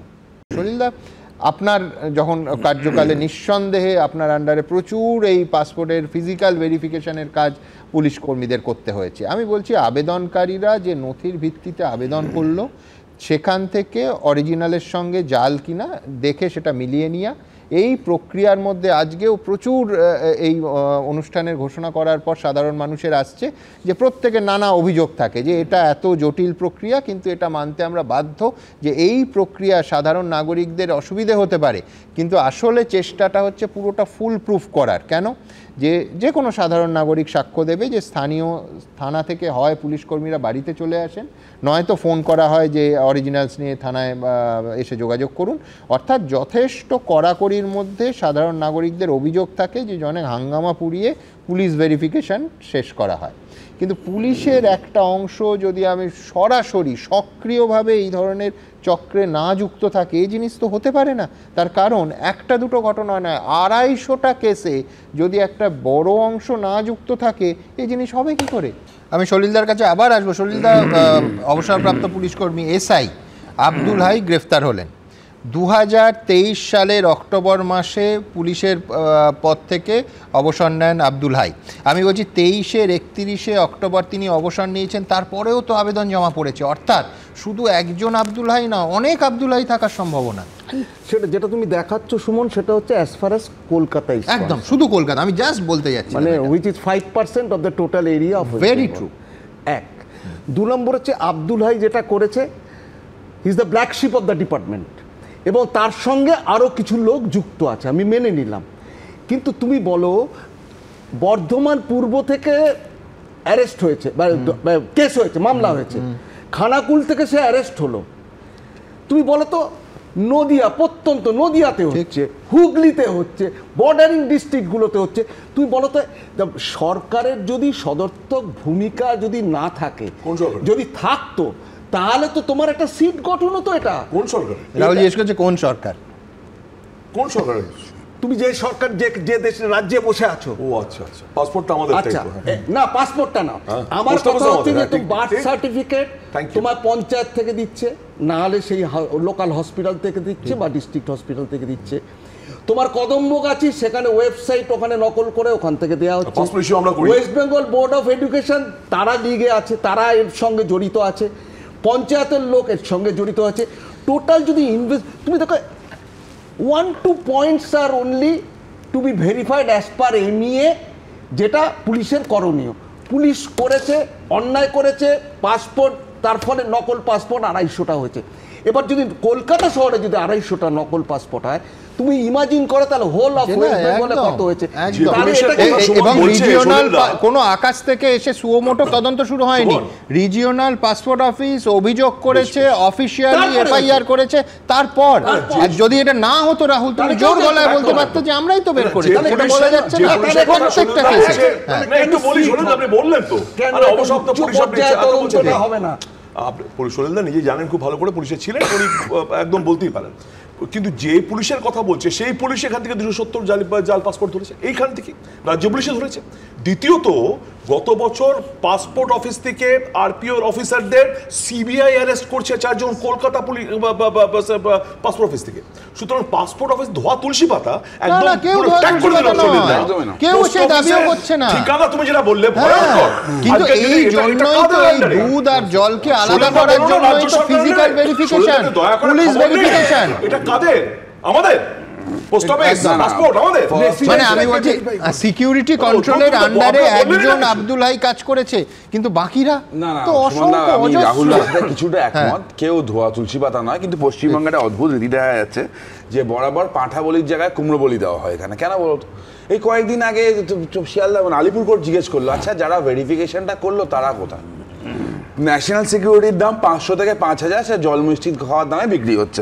দেখো একটা অদ্ভুত জিনিস, রাজীব কুমার অত্যন্ত ধুরন্ধর একজন police officer, no doubt, sharp একজন মানুষ। তিনি একটা প্রেস কনফারেন্স করলেন। প্রথম দেখলাম একটা পুলিশ অফিসারকে press conference indirectly political statement নিতে হচ্ছে। তিনি বললেন কি যে আমাদের এটা 2018 নোটিফিকেশন অনুযায়ী আমাদের দায়িত্ব নয়। নোটিফিকেশনে পরিষ্কার লেখা ছিল ন্যাশনালিটি সিটিজেনশিপ দেখার দায়িত্ব পুলিশের। পুলিশ দেখবে না, যেমন বললো পুলিশ দেখবে না, যে পাসপোর্ট অফিস নেই, সেকেন্ড পোস্ট অফিসে যে লোকটা পুলিশ যাকে বললো না এই মেন অ্যাকিউজ তার বেলটা পেয়ে গেল কারণ কোনো ডকুমেন্ট দিতে পারলো না তার এগেইনস্টে, কারণ হচ্ছে 8 সার্টিফিকেট। সুমন একটা মজার জিনিস আছে আমাদের রাজ্যে, আমার মনে হয় ইমিডিয়েটলি চেক করা উচিত লাস্ট 5 বছর বা লাস্ট 10 বছরে 8 সার্টিফিকেট কতগুলো ইস্যু হয়েছে বিভিন্ন স্কুল থেকে। এই 8 সার্টিফিকেটের অদ্ভুত খেলা চলে, বোর্ডে ইন্টারভেনশন লাগে না, 8 সার্টিফিকেট টাকা হয়ে যায়, ওখান থেকে এজ চলে আসে না, ফার্স্ট ডকুমেন্ট কথা বলে ক্যাজুয়াল স্টাফদের ডেফিনেটলি অ্যারেস্ট করা দরকার। কিন্তু কারা জড়িয়ে আছে যারা আজকে পিনকোড পাল্টে আজকে 50,000-এর বদলে উল্টোটা করছে, তাদের দায়িত্ব কোথায়? তারা তো ক্রিমিনাল, ক্রিমিনাল আশ্রয়টা কোথা থেকে পেল? বলছি না তো, আমি বলছি তারা তো ক্রিমিনাল, তারা তো জঙ্গি। আমি বলছি তারা অনুপ্রবেশকারী অ্যাটলিস্ট। কিন্তু যে এই যে শরীরের মতো একবারে 1% চালিয়ে দেওয়া সব কলকাতা পুলিশ করেছে, পাড়ার মোড়ে টাকা তুলবে, ধোয়া তুলছে। আমি বলছি আমি সবার কাছে আসবো, কিন্তু একটা কথা আমি বলছি, সর্ষের মধ্যে ভূত। সব থেকে বেশি আশঙ্কার জায়গাটা সেইটা যে কিছু ক্রিমিনাল তাদের ক্রিমিনাল অ্যাক্টিভিটি করেছে এবং কিছু উচ্চপদস্থ পদাধিকারী চোখ বন্ধ করে সেটা করেছেন অথবা কাঞ্চন মূল্যে সেইটাকে হতে দিয়েছেন দিনের পর দিন। তার ভেতরে আমি কোনো দফতরকে একা দায়ী করছি না, আর কোনো দফতরকে ক্লিন চিট দেওয়া যাচ্ছে না, তার কারণ একেবারে হ্যান্ড ইন গ্লোভ না হলে এই জিনিস হতে পারে না। আমি এইখান থেকে আমার পরের প্রতিবেদন আসবো, তারপরে আলোচনা আসবো যে এই যারা পাসপোর্ট নিয়েছেন এইটা ভাবার কোনো কারণ নেই যে তারা এখানে বসে আছেন কবে তদন্ত হবে আর পুলিশ অথবা কোনো তদন্তকারী সংস্থা তাদের গিয়ে ধরবে না। তারা কেউ ফ্রান্স, কেউ জার্মানি, কেউ ইটালিতে চলে গেছেন ওই ভুয়ো কাগজপত্রগুলোর বিনিময়ে, ওই ভুয়ো কাগজপত্রগুলোর ওপর পা রেখে। দেখুন, পাসপোর্ট জালিয়াতি চক্রে একে একে পুলিশের জালে ধরা পড়েছেন 9 জন। গ্রেফতার করা হয়েছে খোদ কলকাতা পুলিশের অবসরপ্রাপ্ত এক সাব ইন্সপেক্টরকে। সূত্রের খবর, জাল নথি দিয়ে 150-রও বেশি পাসপোর্ট তৈরি হয়েছিল। সেই পাসপোর্ট ব্যবহার করে কেউ এখন ফ্রান্সে তো কেউ জার্মানিতে। পুলিশ সূত্রে খবর, এই কারবার চলছিল দীর্ঘদিন ধরে। 17 ডিসেম্বর বেহালা শখের বাজারে কিংপিন মনোজ গুপ্ত ট্রাভেল এজেন্সির অফিসে তল্লাশি চালায় পুলিশ। সূত্রের খবর, সেখান থেকে 36টি ভারতীয় পাসপোর্টের ফটোকপি উদ্ধার করে পুলিশ, যার ভিত্তিতে ইস্যু হয়েছিল ভিসা, যেগুলির ডেট অফ ইস্যু 2017 সালের নভেম্বর থেকে 2024 অবধি। তদন্তকারীরা জানার চেষ্টা করছেন এই পাসপোর্টগুলি কাদের, তারা এখন কোথায়। তাদের বর্তমান অবস্থান জানতে সংশ্লিষ্ট দফতরের কাছে চিঠি পাঠিয়েছে কলকাতা পুলিশ। সূত্রের খবর, তল্লাশিতে ফ্রান্সের 21টি, ইতালির 8টি, ইংল্যান্ডের 3টি, নেদারল্যান্ডসের 2টি, জার্মানি ও কানাডার 1টি করে ভিসার ফটোকপি মিলেছে। ইমিগ্রেশন থেকে তো জানা যাচ্ছে এই যে কোথায় কোথায় গেছে, এবার সেই দেশে জানিয়ে দেবে, কনসুলেটকে জানিয়ে দেবে, দিয়ে ওরা কোথায় গেছে একটা অ্যাড্রেস দিয়েছে। কিসের বেসিসে ওরা দেখিয়েছে? নিশ্চয়ই রেশন কার্ড পেয়েছে, রেশন কার্ড পেয়ে সেটা থেকে আধার কার্ড করেছে, ভোটার কার্ড করেছে, সেগুলো কারা করেছে একদম রুটে, তাদেরকে ধরতে হবে। তদন্তকারীদের দাবি, পাসপোর্ট জালিয়াতি কারবারের অন্যতম কিংপিন সমরেশ বিশ্বাসের অ্যাকাউন্ট থেকে নিয়মিত টাকা ঢুকত ধৃত সাব ইন্সপেক্টর আব্দুল হাইয়ের ব্যাংক অ্যাকাউন্টে। প্রায় 15 লক্ষ টাকার লেনদেন হয়েছিল। কলকাতা পুলিশ সূত্রে দাবি, নির্দিষ্ট রেড চার্ট ছিল ধৃত পুলিশ অফিসার আব্দুল হাইয়ের। ধাপে ধাপে টাকা ছড়িয়ে পড়ত সবার কাছে। তদন্তকারীদের আরও চাঞ্চল্যকর দাবি, জাল নথি দিয়ে পাসপোর্ট তৈরির জন্য অভিযুক্তরাই আব্দুল হাইকে তথ্য দিত। সেই তথ্য পোর্টালে আপলোড করার পর রিপোর্ট দেওয়া হতো সব ঠিক আছে। তদন্তকারীদের দাবি, গোটা ঘটনায় সরাসরি যোগ ছিল প্রাক্তন পুলিশ অফিসার আব্দুল হাইয়ের। এখন তদন্তকারীরা জানার চেষ্টা করছেন দীর্ঘদিন ধরে যারা জাল পাসপোর্ট তৈরি করেছিল তারা এখন কোথায়, কি উদ্দেশ্যে বানিয়েছিল ভুয়ো নথি দিয়ে পাসপোর্ট ভিসা। 2023 অক্টোবরে পুলিশ অফিসার আব্দুল হাই অবসর নেওয়ার পরেও এই কাজ চলছিল কি করে? তাহলে কি আরও কেউ আছে যারা কাজ চালিয়ে যাচ্ছিল? পার্থপ্রতিম ঘোষ, ময়ূখ ঠাকুর চক্রবর্তী, এবিপি আনন্দ। দেখুন, আমি বলছি যে দেশপ্রেমের পরিচয় দেওয়ার সুযোগ কিন্তু এইখানেই। যে আমাদের নেতারা মঞ্চে দাঁড়িয়ে বলেন না, আমার মতন দেশপ্রেমী নেই, আমার মতন কিছু নেই। যদি সত্যি আপনি দেশপ্রেমিক হন তাহলে তো সত্যি আপনার একটা সিরিয়াস লেভেলে তদন্ত করা উচিত, সিট গঠন করা উচিত। পুলিশের ভূমিকা থেকে শুরু করে, পাসপোর্ট অফিসার থেকে শুরু করে, পোস্ট অফিস, পঞ্চায়েত মেম্বার, মানে আমার প্রশ্ন হচ্ছে যে একটা বড় ধরনের নেক্সাস না থাকলে এই ধরনের পাসপোর্ট ইস্যুর ইম্পর্টেন্ট বিষয়, কারণ এটা আমাদের ন্যাশনাল সিকিউরিটির সাথে যুক্ত। আপনি সত্যি দেশপ্রেমিক কিনা আপনি পরিচয় দিন। দ্বিতীয় যেটা, সেটা হলো সেন্ট্রাল, আমরা সহজেই বলছি রাজ্য পুলিশের কথা, অ্যাট দ্য সেম টাইম ভাবুন রড তো একটা বিরাট দায়িত্ব ন্যাশনাল, ইন্টারন্যাশনাল স্তরে এবং ন্যাশনাল স্তরে সিকিউরিটি নিশ্চিত করা। আমার প্রশ্ন হচ্ছে যে কেন্দ্রীয় যে গোয়েন্দা সংস্থাগুলো, সেন্ট্রাল আইবি হতে পারে অথবা র হতে পারে, তাদের ভূমিকা কোথায় ছিল? এতদিন পরে কেন ধরা পড়বে? আমি বলছি দেখুন, প্রেম আছে, কিন্তু এটা দেশপ্রেম না vote Prem, that is the question. না, ভোট প্রেম নয়, এটা হচ্ছে টাকার প্রেম। ব্যাপারটা হচ্ছে যে ফেডারেল স্ট্রাকচার যে ফেল করে গেছে এটা প্রমাণিত। ব্যাপারটা হচ্ছে যে মানে both central and state agency fade. দেখুন পাসপোর্ট আমরা জানি এনআইএ দায়িত্বে রয়ে গেছে, দেখা যাচ্ছে স্টেটের দায়িত্ব রয়ে গেছে পুলিশের ভেরিফিকেশন ইত্যাদি, আবার পোস্ট অফিসের দায়িত্ব সেন্ট্রালের। এই যে একসঙ্গে যে ফেডারেল কোঅপারেশন ইজ ফেইলিং, এই জায়গায় দাঁড়িয়ে অথবা ফেডারেল কোঅপারেশন এইখানে এসে থেমেছে কাঞ্চন মূল্যে, এই কাঞ্চন মূল্যে। এই জায়গায় দাঁড়িয়ে আমি সাজেস্ট করব, আমি জানি না মানে কেন্দ্রীয় লোকরা শুনছে কিনা, যে পুরোটাই মানে একেবারে 0 to শেষ পর্যন্ত পুরোটাই কেন্দ্রের, যদি পাসপোর্টের ব্যাপার হয় পুরোটাই কেন্দ্রের দায়িত্ব পারবে না। তো আমি বলছি যেখানে যেখানে কেন্দ্রের রোল ছিল সেখানে তো তারাও ফেল করেছে, মানে আমি একে খারাপ বলে ওকে ভালো বলার জায়গায় নেই, সমানভাবে করাপশন মিলে কারাপশন ব্যাপারটা চারিদিকে মোটিভেট করছে। আমরা বুঝি দিদি দেখি একটা সেন্ট্রাল এজেন্সি পুরো দায়িত্ব থাকে, আমরা তাকে দায়ী করতে পারবো, মানে আমাদের রেসপন্সিবিলিটি কিন্তু পিন পয়েন্টেড হবে টুয়ার্ডস দ্য সিঙ্গেল। একটা ইন্টারেস্টিং কথা বলি, এক চাকরি জীবনে একটা সময় ছিল যখন আমি যদি সই করে দিতাম আমার যে পদ ছিল তাহলে পুলিশ ভেরিফিকেশন হবে না, এটা লিস্টেড আছে। হ্যাঁ, তো এক একটা র্যাঙ্ক ওয়াইজ আছে, হাইকোর্টের জাজ, আর্মির এই র্যাঙ্ক, এরকম করে উনি জানবেন। তো আমি সারা 30 বছরে একজনেরও করিনি। লোকেরা আসতো বন্ধু বান্ধব, আমি বলতাম যাও গিয়ে পুলিশ দিয়ে করাও, কারণ ওটা ভয় ছিল এই লোকটা যদি ভিসা স্কিপ করে আমার চাকরি চলে যাবে। এবার এখানে অ্যাকাউন্টেবিলিটি কারণ নেই।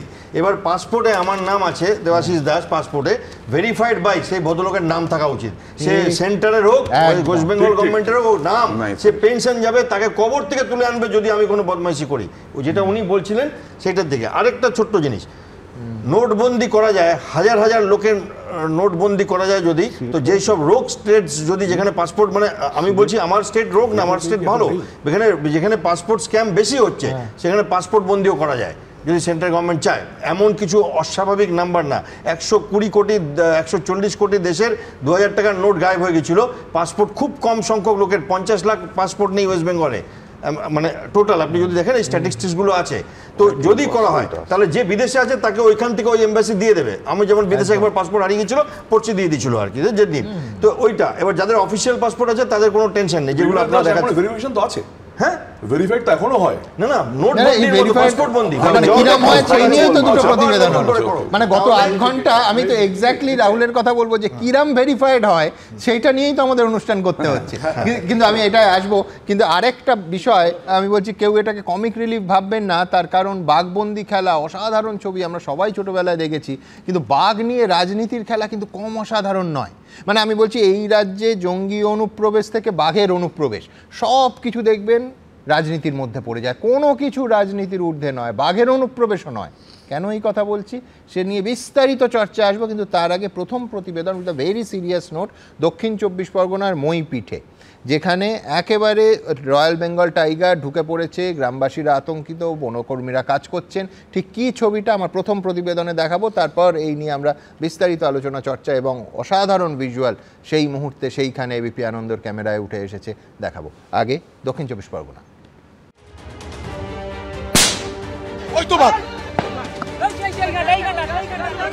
দেখতে পাচ্ছ এই হেতাল বনের ভেতরে কিন্তু বাঘ রয়েছে, বাঘের দেখা পাওয়া যাচ্ছে, তেমনটাই বন অধিকার কর্মীরা বলছেন। কখনো দক্ষিণ 24 পরগনা দক্ষিণ বৈকুণ্ঠপুর, কখনো কিশোরী মোহনপুর, কখনো আবার উত্তর বৈকুণ্ঠপুর, মইপিঠ জুড়ে বনকর্মীদের কার্যত ল্যাজে খেলাচ্ছে রয়্যাল বেঙ্গল। কখনো তার পায়ের ছাপ, কখনো লোম, আবার কখনো ভয়ঙ্কর গর্জন, যা শীতদানা দিয়ে ঠান্ডা স্রোত বইয়ে দেওয়ার পক্ষে যথেষ্ট। আমাদের সন্ধ্যা হলে ভয় ভ্রান্তি, সারাদিন তবে একটু চলাফেরা করি, সতর্ক দেখতে হবে, আর রাত্রে হলে তো ভয় বাড়িতে পারি না। সোমবার সকালে মইপিঠের কিশোরী মোহনপুরে প্রথম বাঘের পায়ের ছাপ দেখতে পান স্থানীয়রা। খবর পেয়ে ছুটে আসে বন দফতর। গ্রাম লাগোয়া রাস্তা ও জঙ্গলের কিছু অংশ ঘিরে দেয়া হয়, কিন্তু তাতেও রক্ষা হয়নি, জাল টপকে বৈকুণ্ঠপুরে ঢুকে পড়ে রয়্যাল বেঙ্গল। আমরা প্রচুর আতঙ্কের মধ্যে আছি, যেহেতু আমরা সকালবেলা এসে দেখি টাটকা পায়ের ছাপ, উপরন্ত যে জাল দিয়ে টপকেছে সেই বাঘের যে লোম, সেই লোম ওই জালেতে আটকে আছে। গতকাল আমরা যেটা দেখেছি, এটা মরা ষাঁড় খেয়ে বাঘটি খেয়েছে, ঠিক আছে। হ্যাঁ, কাল 3টে সাড়ে 3টে নাগাদ বাঘের গর্জন শুনেছি। পেরিয়েছে বলে আজকে গেছে, এরপরে তো গুছিয়ে চলে গেল, আর গিরবে কি করে? তারা চলে গেল, বাঘ চলে গেল, তারা চলে গেল, আবার আসছে। বাঘ তাড়াতে শব্দবাজি নিয়ে আসরে নামেন বনকর্মীরা। ওই তো বাঘ,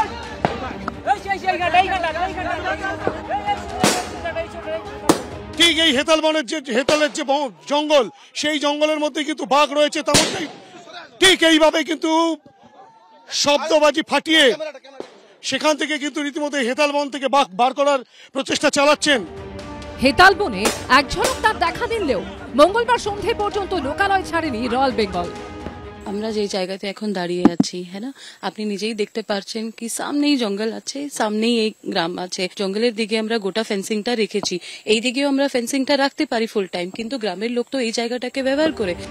সার্চ লাইট নিয়ে উত্তর বৈকুণ্ঠপুরের জঙ্গলে ওত পেতে রয়েছে বন দফতর। বাঘ ধরতে ছাগল নিয়ে এসে খাঁচা পাতা হয়েছে, কিন্তু বাঘ মামার দেখা নেই।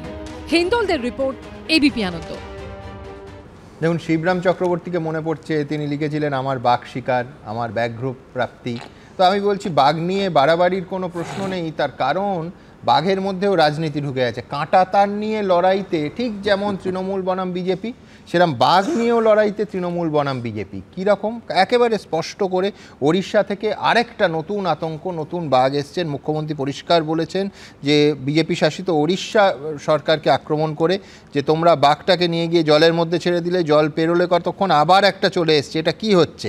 তোমাদের জায়গা না থাকলে আমাদের টাইগার রিজার্ভ সেন্টার আছে, রেস্কিউ সেন্টার আছে, আমরা রেখে দিচ্ছি। ঠিক কি এই বাঘ নিয়ে টানাটানি, রাজনৈতিক টানাটানি, এটাও খুব ইন্টারেস্টিং। এরও একটা রাজনৈতিক পরত আছে।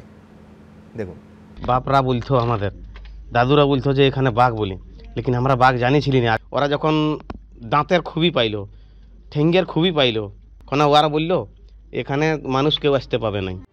সবে 10 দিন আগেই ওড়িশা থেকে চলে আসা বাঘিনী ধরা পড়েছিল বাঁকুড়ার জঙ্গলে। আর সেই জিনাতের আতঙ্কে রেশ কাটতে না কাটতেই এবার নতুন করে বাঘের আতঙ্ক তৈরি হয়েছে ঝাড়খণ্ড পুরুলিয়া সীমানা এলাকায়। ওড়িশা থেকে একটা সময় পুরুলিয়ার বান্দোয়ানের রাইকা হয়ে অন্যত্র চলে গিয়েছিল জিনাত। আর এবার স্থানীয় সূত্রে দাবি, ঝাড়খণ্ডের চান্ডিল লাগোয়া জঙ্গলে একটি রয়্যাল বেঙ্গল টাইগার ঘোরাফেরা করছে। চান্ডিল রেঞ্জ ও খুঁটি বন বিভাগের তামার রেঞ্জ সীমানায় প্রায় 10 থেকে 15 কিলোমিটার জায়গা জুড়ে বাঘের পায়ের ছাপ মিলেছে। সূত্রের দাবি, সেই বাঘের গলায় জিনাতের মতো রেডিও কলার নেই, যার ফলে বাঘের গতিবিধি জানতে হিমশিম খেতে হচ্ছে ঝাড়খণ্ডের বন বিভাগকে। ভয়ে রাতে আগুন জ্বালিয়ে রাখছেন গ্রামবাসীরা। ওয়ার বাদে আল্লাহর আমরা কেউ যাই নাই। ওরা যখন খুবই পাইলো, ওদের সামান আনিছিল, আমরা কেউ আর যাই নাই, বন কেউ যাই নাই। ওরা আসছে, ক্যামেরা লাগা আছে, ক্যামেরা লাগাই যাচ্ছে, আর ওরা ওদের রিপোর্টে ওই পেপার দিচ্ছে, এটা আমরা দেখতে পাচ্ছি। যে এলাকায় বাঘের পায়ের ছাপ পাওয়া গিয়েছে সেখান থেকে পুরুলিয়ার বলরামপুরের দূরত্ব মাত্র 20 কিলোমিটার। এখনো অবধি আমার কাছে ঝাড়খণ্ডের তরফ থেকে কোনো অফিসিয়াল ইনফরমেশন নেই। ওনাদের ওখানে যদি কিছু ব্যবস্থা ওনারা নিচ্ছেন, সেটা ওনাদের ব্যাপার। আমরা আমাদের মতো নর্মাল রুটিন পেট্রোলিং, মনিটরিং যা আছে আমরা করছি। বাঘ সে মুভ করতেই পারে, সে যদি চলে আসে তখন আমরা আবার সেভাবে ব্যবস্থা নিই। কখনো পথ ভুলে এক জঙ্গল থেকে আরেক জঙ্গলে ঢুকে পড়ে বাঘ, এমনকি বন ছেড়ে কখনো সখনো লোকালয়ে চলে আসে। কিন্তু এবার বাংলার রাজনীতিতেও ঢুকে পড়েছে বাঘ। এই দেখুন না, একটা বাঘ 5টা জঙ্গল পেরোলো, 5টা জেলা, 5 দিন আতঙ্কে ছিল, স্কুলও বন্ধ ছিল। যেই আমরা উদ্ধার করলাম, আমাদের বন বিভাগ প্রশাসন সকলে মিলে দিন রাত খেটে সঙ্গে সঙ্গে ফোন আসতে শুরু করলো, ফেরত দাও, ফেরত দাও, ফেরত দাও, আর দিয়ে দিলাম। এবার আবার একটা চলে এসছে কাল, যে উড়িষ্যা গভর্নমেন্টকে বলো রেস্কিউ অপারেশন করে নিয়ে যেতে, আবার একটা পাঠিয়ে দিয়েছি। এটা আবার কি? পাঠালে চিরকালের জন্য পাঠাক, আমরা রেখে দিচ্ছি। আমি মুখ্যমন্ত্রীকে বলবো, রেসপন্সিবল চেয়ার, 3 বারের মুখ্যমন্ত্রী, আপনি কান দিয়ে দরকার দেখবেন না, আপনি চোখ দিয়ে দেখুন। এবং আপনার কাছ থেকে মানুষ এই ধরনের কথা আশা করে না। আপনি এই ধরনের কথা বললে হাসে। পশ্চিমবঙ্গের মুখ্যমন্ত্রীকে নিয়ে যদি উড়িষ্যার লোক খিল্লি করে যে আমরা বাঘ ছেড়ে দিচ্ছি, এটা আমাদের পশ্চিমবঙ্গবাসী হিসেবে গায়ে লাগে। বাঘ রাজনীতি বোঝে না, তার মেজাজ মর্জি অনুযায়ী সে ঘোরে। বার্তা অনেকটা ওই রকম, রোকসাকো তো রোকলো।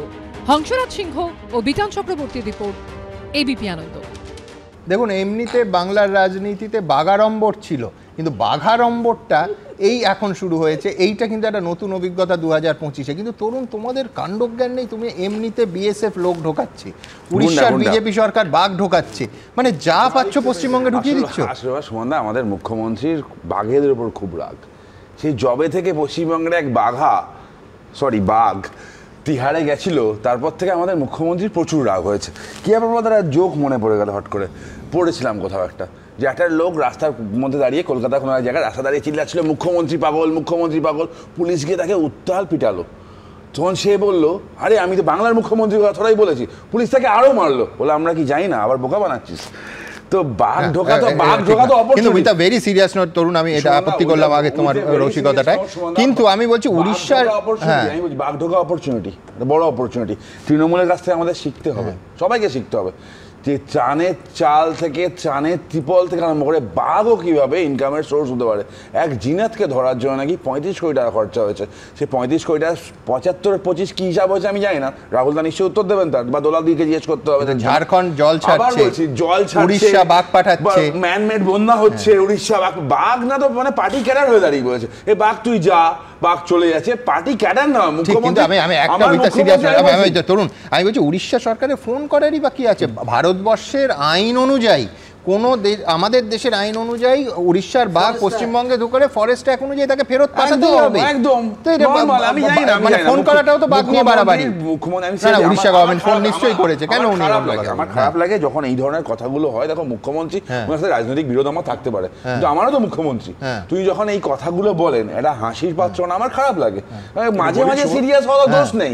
সেই বাঘার উপর কিন্তু আমি সবার কাছে যাবো, রাহুলের কাছে তো যাবোই, কিন্তু এটা বিশ্বকর্মার ঘুড়ি নয় যে ওই কেটে গেল, ভোকারটা হয়ে গেল, ঘুড়িটা যেখানে পড়বে তার, অর্থাৎ বাঘটা সীমান্ত পেরিয়ে যেদিকে চলে যাবে সেটা সেই রাজ্যের বাঘ। ব্যাপারটা তো তা নয় রাহুল। দেখো, প্রথম কথা হচ্ছে বাঘের যে ব্যাপারটা, বাঘ নিয়ে আমাদের যে সংরক্ষণ, বা পশ্চিমবঙ্গ ধরো Buxa tiger reserve, Sundarban national park, বা যেগুলো আছে, ইভেন ন্যাওড়া ভ্যালিতে এখন পর্যন্ত বাঘ পাওয়া যাচ্ছে।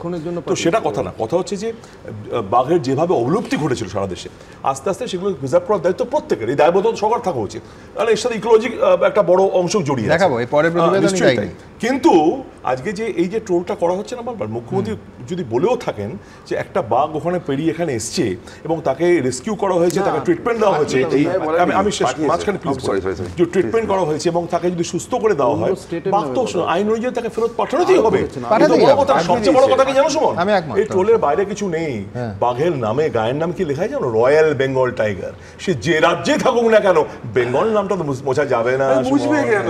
সুতরাং যে যাই বলুক, বেঙ্গল টাইগারের গরিমা বাংলারই থাকবে। বাঘের উপর বাঘেরই এত রাগ। আমি বলছি জিনাত, দেবানন্দ সবাই মোটামুটি আসতে শুরু করে দিয়েছে। আমি ওনাদের দুজনের বক্তব্য শোনা, দুজনের সাথেই আমি একমত নই। মমতা বন্দ্যোপাধ্যায় খুব সচেতনভাবেই কিন্তু এই নির্মাণগুলো, কেন্দ্র বিরোধী নির্মাণগুলো করে।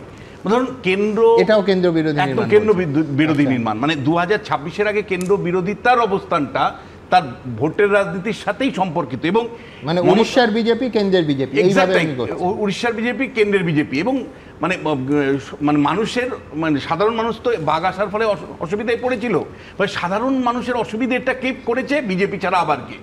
ফলে এই যে কমিউনিকেশন স্কিলটা, এখানে যতই মানে মমতা বন্দ্যোপাধ্যায়কে ব্যঙ্গ করা হোক, রাজনৈতিক ডিভিডেন্ড মমতা বন্দ্যোপাধ্যায়ের পক্ষে। আপনার মনে থাকতে পারে যখন ডেঙ্গু ভয়ঙ্কর আকার ধারণ করেছিল, বাংলাদেশ মানে মশা পাঠাচ্ছে, বাংলাদেশের মানে বর্ডার ক্রস করে মশা আসছে ডেঙ্গু। তার মানে কি আমার একদিকে সুবিধে হলো যে ডেঙ্গু কেন হচ্ছে আমি না, বাংলাদেশ দায়ী।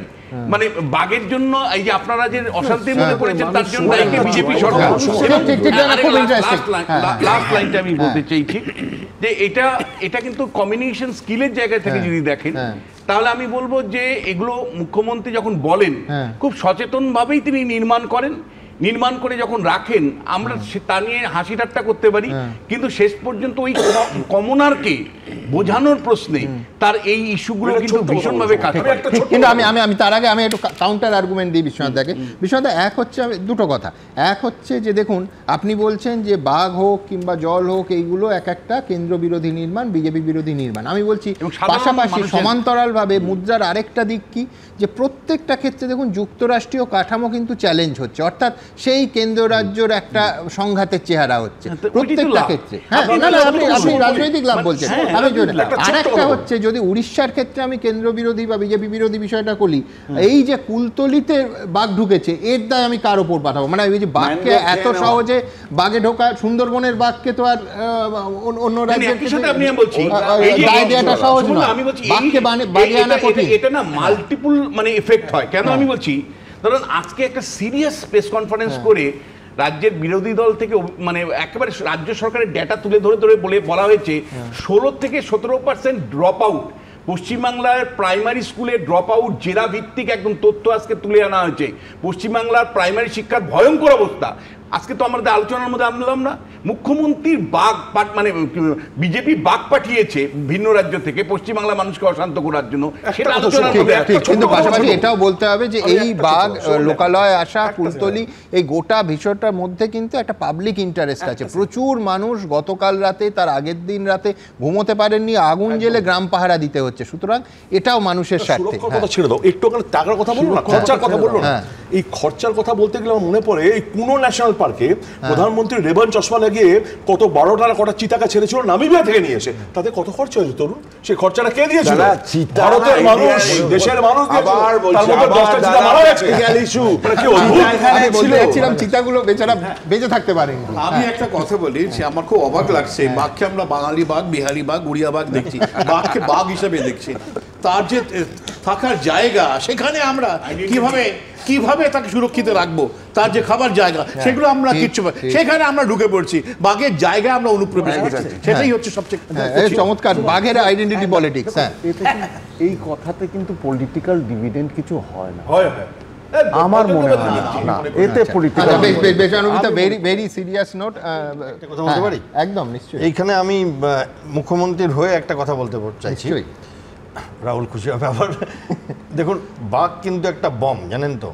গ্রামবাসীরা যদি বাঘকে মেরে দেয় না, কারণ গ্রামবাসীদের কাছে আমি দেখেছি কেমন করে বাঘকে মারে, কেটে খেয়ে ফেলে, কারণ বাঘ ক্ষতি করে, গবাদি পশু নিয়ে যায়, হাতিকে মেরে দেয়, এবং তখন কিন্তু এইটা ওটা অন্য ডাইমেনশনে চলে যায় ব্যাপারটা। উনি চিন্তিত কিন্তু সেই জন্য যে প্রথম কথা হচ্ছে বাঘ কোনো মানুষের বাচ্চাকে মারতে পারে, গবাদি পশু মারলে একটা ম্যানেজেবল লস, কোনো শিশু সন্তানকে মেরে দিল কিছু, এবং প্লাস মানুষ যদি ক্ষোভে বাঘকে মেরে যায় তখন ব্যাপারটা ইন্টারন্যাশনাল হয়ে যায়।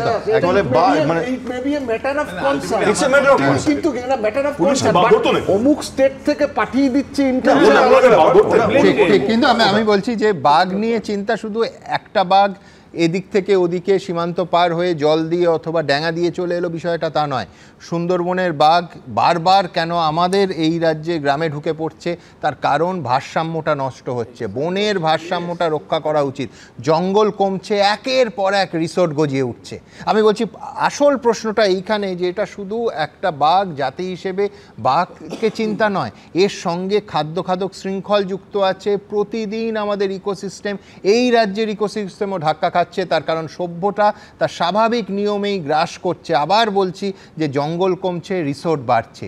এইটা আমার মনে হয় এই গোটা বিষয়টা, আবার বলছি, এটা নিয়ে হয়তো অনেক ঠাট্টা রসিকতা আমরা করলাম, অনেকের মুখে হাসির রেখা দেখা গেল, আমার মুখে তো দেখা গেলই, কিন্তু পুরো বিষয়টার মধ্যে অত্যন্ত গুরুতরভাবে আমাদের চিন্তার বিষয় আছে, সত্যিই আছে। দেখুন,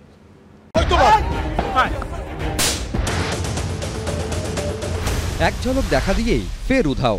গ্রামবাসী ও বনকর্মীদের আশঙ্কা সত্যি করে সে জানান দিল তার রাজকীয় উপস্থিতি, কিন্তু হাজার চেষ্টা সত্ত্বেও বাঘে এলো না।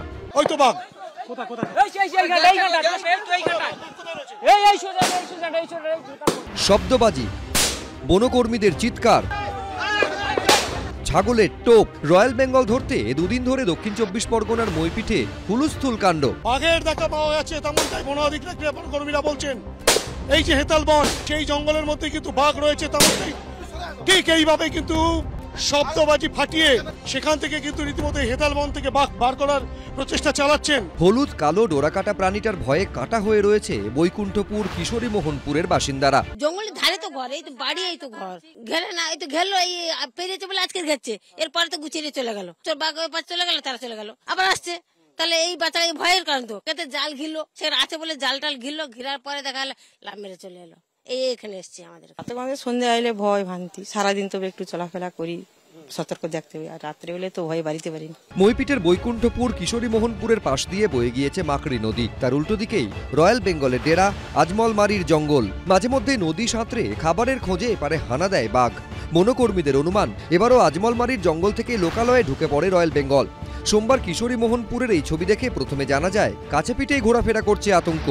কেউ তার ভয়াল গর্জনও শোনেন। রাত্রে বাঘটি এখানে ছিল, সকাল নাগাদ ভোর নাগাদ লাফিয়ে অন্য জঙ্গলে, এই পাশের জঙ্গলে চলে আসে। গর্জন শুনেছেন? হ্যাঁ, কাল 3টে সাড়ে 3টে নাগাদ বাঘের গর্জন শুনেছি। বন দপ্তরের তরফে তড়িঘড়ি জাল দিয়ে ঘিরে দেওয়া হয় গ্রাম আর জঙ্গলের একাংশ। স্থানীয়রা রীতিমতো আতঙ্কের মধ্যে রয়েছে। বন দপ্তরের তরফ থেকে কিন্তু রীতিমতো এই যে জঙ্গল, গ্রাম লাগোয়া জঙ্গল, অর্থাৎ কিনা দক্ষিণ বৈকুণ্ঠপুর উত্তর বৈকুণ্ঠপুরের যে জঙ্গল গ্রাম লাগোয়া, সেই গ্রাম লাগোয়া জঙ্গলকে কিন্তু জাল দিয়ে এভাবেই ঘেরা হচ্ছে। সকালে জালের গায়ে বাঘের লোম দেখে বোঝা যায় সে চত্বর ছেড়ে দক্ষিণ বৈকুণ্ঠপুরের জঙ্গলে ঢুকে পড়েছে। বেলা বাড়তে তার অস্তিত্ব টের পাওয়া যায় উত্তর বৈকুণ্ঠপুরে। হেতালের বনে ঘাপটি মেরে বসেছিল হলুদ কালো ডোরাকাটা প্রাণীটা।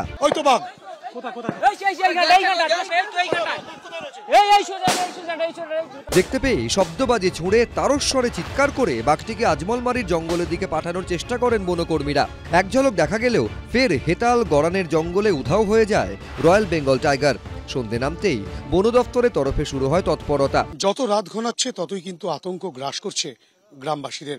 উত্তর বৈকুণ্ঠপুর গ্রামে রীতিমতো বন দপ্তরের আধিকারিকরা, মইপিট কোস্টাল থানার পুলিশ প্রত্যেকেই কিন্তু প্রহরায় রয়েছে। গ্রামের রাস্তায় রাস্তায় আলো লাগানো হয়। রয়্যাল বেঙ্গলের খোঁজে সার্চলাইট হাতে জঙ্গলে ঢোকেন বনকর্মীরা। পাতা হয় খাঁচা। তবে ভিন রাজ্য থেকে আসা বাঘটি ঘিরে এর আগেও বারবার আতঙ্ক দেখা দিয়েছে বাংলায়।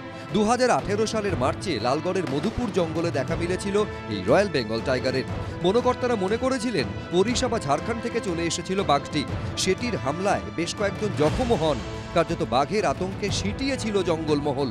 প্রায় 1 মাস ধরে বাঘ ধরার অভিযান চলেছিল, কিন্তু জিনাতের মতো সৌভাগ্য ছিল না তার। ওই বছরের 14 এপ্রিল জঙ্গল থেকে উদ্ধার হয় বাঘের রক্তাক্ত মৃতদেহ। বন দফতরের ফাঁদে ধরা পড়ার আগেই এলাকাবাসীর হাতে নৃশংসভাবে খুন হতে হয় তাকে। 2020 সালের জানুয়ারি ঝাড়গ্রাম বাঁকুড়ায় বাঘের আতঙ্ক দেখা দেয়।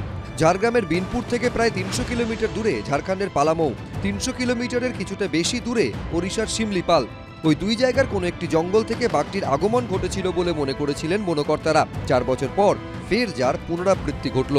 একদিকে যখন ওড়িশার জঙ্গল থেকে আসা বাঘ ধরা পড়েছে বাঁকুড়ায়, তখন নতুন করে বাঘের আতঙ্ক দেখা দিয়েছে পুরুলিয়া লাগোয়া ঝাড়খণ্ড সীমানায়। কথায় বলে, যেখানে বাঘের ভয় সেখানে সন্ধে হয়। সাম্প্রতিক অতীতে বারবার জঙ্গল ছেড়ে লোকালয়ে ঢুকে পড়েছে বাঘেরা। তা পুরুলিয়া, বাঁকুড়া হোক বা সুন্দরবনের মইপিট। কিন্তু কেন? বিশেষজ্ঞরা বলছেন মূলত খাবারের খোঁজেই বারবার লোকালয়ে ঢুকে পড়ে বাঘ। গবাদি পশু শিকারই তাদের মূল লক্ষ্য। তবে কখনো কখনো বিভ্রান্ত হয়ে লোকালয়ে চলে আসে রয়্যাল বেঙ্গল। গত 30 বছরের মধ্যে বাঘ যে গ্রামে ঢুকে মানুষ মেরেছে এর কোনো রেকর্ড নেই। যখন জোয়ারের জল নেমে যায়, বাঘ অনেক সময় কনফিউজ করে ফেলে তার নিজের টেরিটরি, সে কোনটা জঙ্গল আর কোনটা ধানি জমি। তাই সেইভাবে অনেক সময় ঢুকে পড়ে। আবার বাঘ যদি খুবই ক্ষুধার্ত থাকে, সহজলভ্য খাদ্য হিসেবে যদি কোনো গ্রামের পাড়ে গরু ছাগল ঘুরে বেড়ায়, তাদের ধরবার জন্য তারা আসে। আমাদের রাজ্যে ইতিমধ্যে সেঞ্চুরি হাঁকিয়ে ফেলেছে বাঘের সংখ্যা। গত বছরের 24শে জুলাই বন প্রতিমন্ত্রী বীরবাহা হাঁসদা বিধানসভায় প্রশ্নোত্তর পর্বে জানিয়েছিলেন 2010 সালে রাজ্যে বাঘের সংখ্যা ছিল 74, 2014 সালে তা বেড়ে দাঁড়ায় 76, 2018-তে তা আরও বেড়ে হয় 88, আর 2022 সালে সর্বশেষ হিসেবে দেখা গেছে রাজ্যের বনাঞ্চলে বাঘের সংখ্যা 101। কিন্তু সুন্দরবন এলাকায় বাঘ বরাবর লোকালয়ে ঢুকে পড়ায় আতঙ্ক তৈরি হয়েছে। সুন্দরবনে গেলে দেখতে পাবেন যে ধরুন দুটো আইল্যান্ড, একটা হচ্ছে ফরেস্টের আইল্যান্ড, তার সঙ্গে লাগোয়া একটা হিউম্যান হ্যাবিটেশন আইল্যান্ড রয়েছে। কোনো বাঘ যদি হঠাৎ একটা জঙ্গলের আইল্যান্ড থেকে উল্টো দিকে যদি দেখতে পায় যে সেখানে জঙ্গল রয়েছে, মানে নদীবাঁধের উপর দিয়ে জঙ্গল রয়েছে, সে তখন বুঝতে পারে না। সে তখন সাঁতারে জঙ্গলের আরেকটা আইল্যান্ডে ঢুকছে বলে গিয়ে দেখে যে সেটা হচ্ছে মনুষ্য বসতি। সুন্দরবনে কিন্তু কখনো বাঘ জঙ্গল থেকে বেরিয়ে গ্রামে ঢুকেছে মানুষ মারার জন্য নয়, কখনো হয় না। সেটা কোনো সমস্যা যে সে শিকার করতে পারছে না জঙ্গলের মধ্যে, তখন সে গ্রামে ঢুকে গরু ছাগল ধরার চেষ্টা করে। রেঞ্জের ভেতরে একটা বাঘ যখন থাকে, মিটিং এর সময় সে অনেক সময় একটা বাঘ একটা বাঘিনী অঞ্চলে ঢুকে পড়ে, অথবা একটা দুটো বাঘ বাঘিনী অঞ্চলে ঢুকে পড়ে। সেক্ষেত্রে কি হয়, কম্পিটিশনের ফলে দুটো মেল টাইগার তারা যখন নিজেদের মধ্যে কম্পিট করার চেষ্টা করে মিটিং এর জন্য, তাদের সেই মানে ঝামেলার মধ্যে পড়ে গিয়ে আমি বলতে পারি যে বাঘিনী হতে সেখান থেকে পালিয়ে অন্য জায়গায় চলে যায়।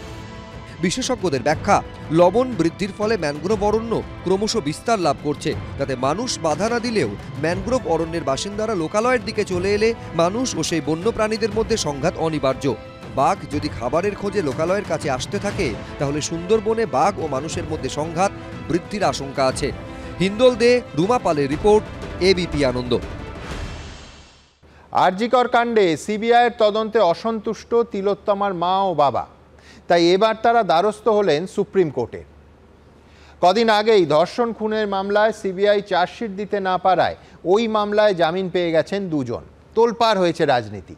তৃণমূলের বক্তব্য, সিবিআই তদন্ত শেষ করতে পারে না, কিন্তু রাজ্য পুলিশের হাতে থাকা ধর্ষণ মামলায় 2 মাসেই সাজা ঘোষণা হয়। উল্টো দিকে সিপিএম কংগ্রেসের দাবি এটাই আসলে সেটিং। এখন অন্তহীন তদন্ত আর রাজনীতির পাকে চক্রে সুবিচারের ন্যায্য দাবিটাকে অন্তত কেস দেবেন না প্লিজ। কেস দেবেন না প্লিজ।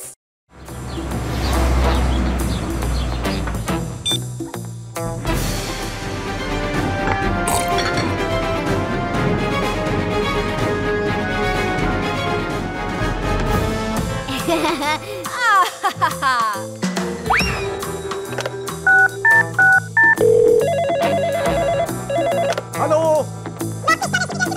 আচ্ছা আচ্ছা আচ্ছা। সিআই তদন্ত করছে, তাই আরজি করে ট্রায়াল শেষ হয়নি, আর পশ্চিমবঙ্গ পুলিশের তদন্তে ধর্ষণ খুনে 60 দিনের মধ্যে শাস্তি ঘোষণা হয়ে গেছে।